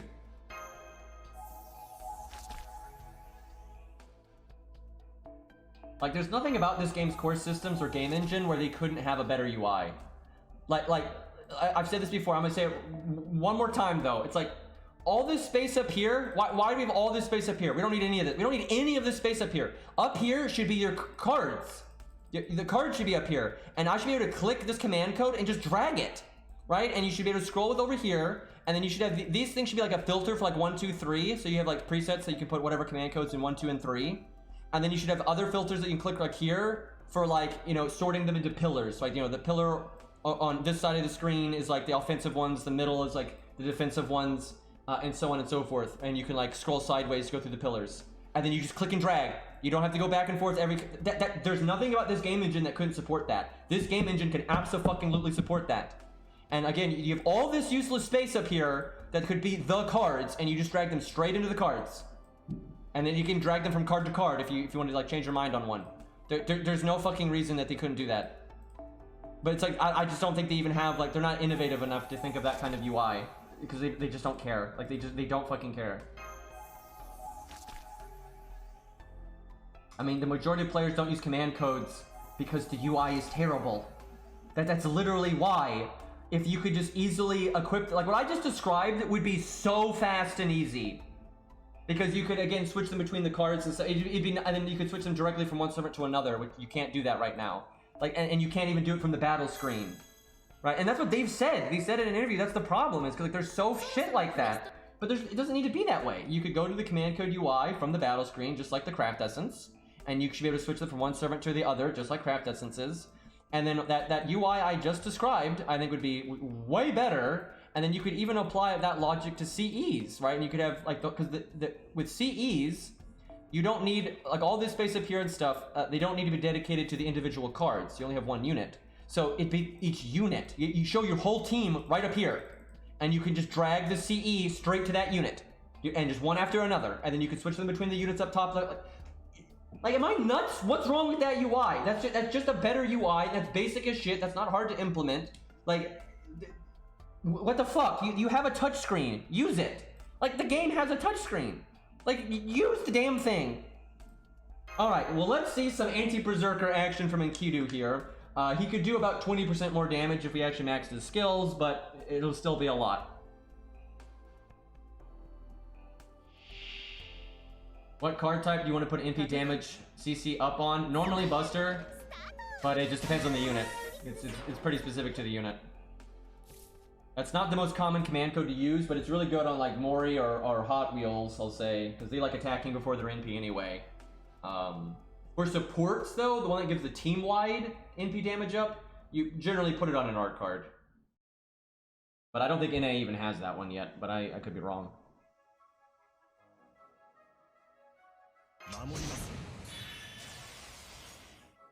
I don't think there's other debuffs here. So I can't apply my burn damage yet because I didn't get the card.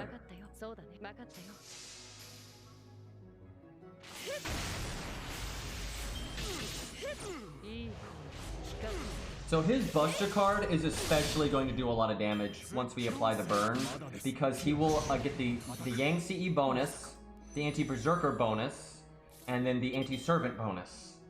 Like, that is so many things in one place.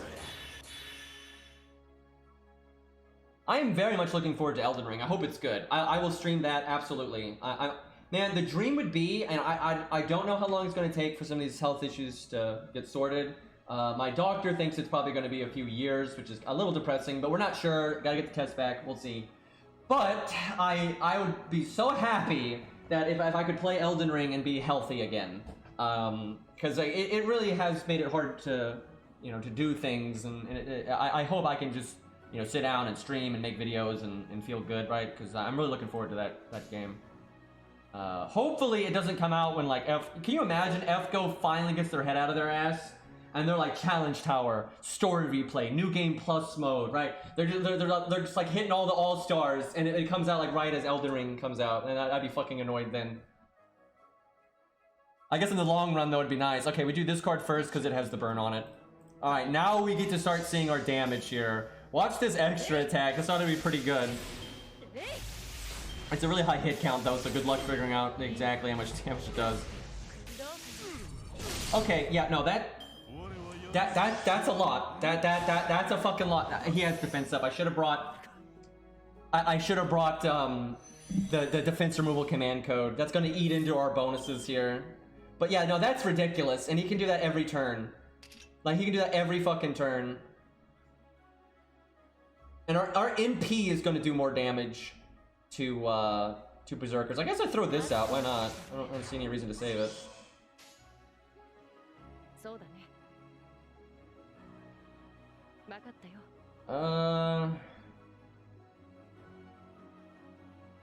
I'll do that. It's not bad to apply the burn again in case I don't apply it next turn. Look at that, 41k, and he's got a defense buff. And then our fucking extra does even more. That is crazy, dude. Okay, kind of sad right here though, because there's no point in NPing right now. I want to use my first skill. That's the thing, I want to use my first skill. Alright, we'll do it next. Watch Vlad double buster crit me and kill me. Okay, the music has clearly been looping. I've heard these same songs over and over again. Let me fix it. I think we've been looping this whole stream. Okay, Vlad, just don't one-shot me, bro. I know I could pass invulnerability, but I didn't think I needed it. Okay, we're good. I'm ready to zeet the app here, because we're gonna need it.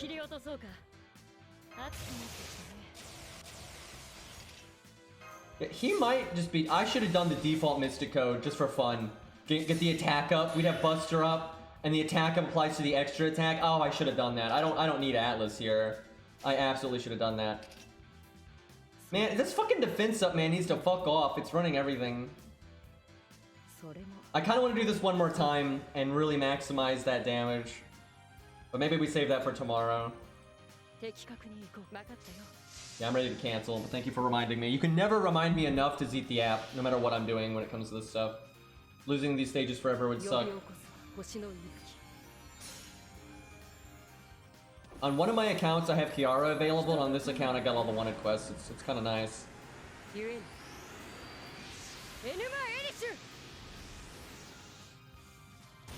I think it's pretty funny, though, that his NP is going to benefit from his... Oh my god, he's not even in his niche. The boss had defense up. The bot, he's not grailed, he doesn't have 2k foe, the boss had defense up, and he just did 300k outside of his niche. Imagine if he was in his niche, the boss didn't have defense up, and he was grailed. That's insane. And Kido is so busted. And so I think Ku benefits from these passives a lot. I think Ku seriously benefits from these passives. But yeah, I think Enkidu might benefit from it even more, just because Enkidu's so bursty and these things really like play into that. Man, so if it wasn't for that defense CE, that would have been like 340k or something. And then I could have also had the attack up Mystic Code. So we, like, just solo like that, we probably could have gotten like 400k. And then if he's in his niche, like, I'm not even kidding, in his solo and a niche, he can get to like 1 million with Black Grail. Like if he's fighting Threat to Humanity, he can get to like 1 million damage without other people. That's just, like, nobody else can do that. Like, that's absolutely insane. Alright, boys, I think we'll wrap up there, because I am so exhausted. Tomorrow, though, I'm going to do my best to get on top of things, and I'm going to try to, you know, play Mozart. We'll do a Mozart team. We'll see the other buffs. You know, we'll mess around with the coins and stuff a bit more. Oh, yeah, raid Cairo. Cairo streaming that 100%. Yeah, easy. I'm glad you said that, though, because I might have forgotten to check. Yeah, thank you, guys. I appreciate the support. I really do. You know, at least we got, I guess, Lost Belt 6 coming back soon. It looks like we're going to have some fights there, so that's something. But alright, boys, go share some love with Cairo, see what he's doing. I really want to know, ask him, get him to show off his coins. I want to see what he's got going on for Hans, and whatnot. Anyway, go get him, lads, and I will see you tomorrow.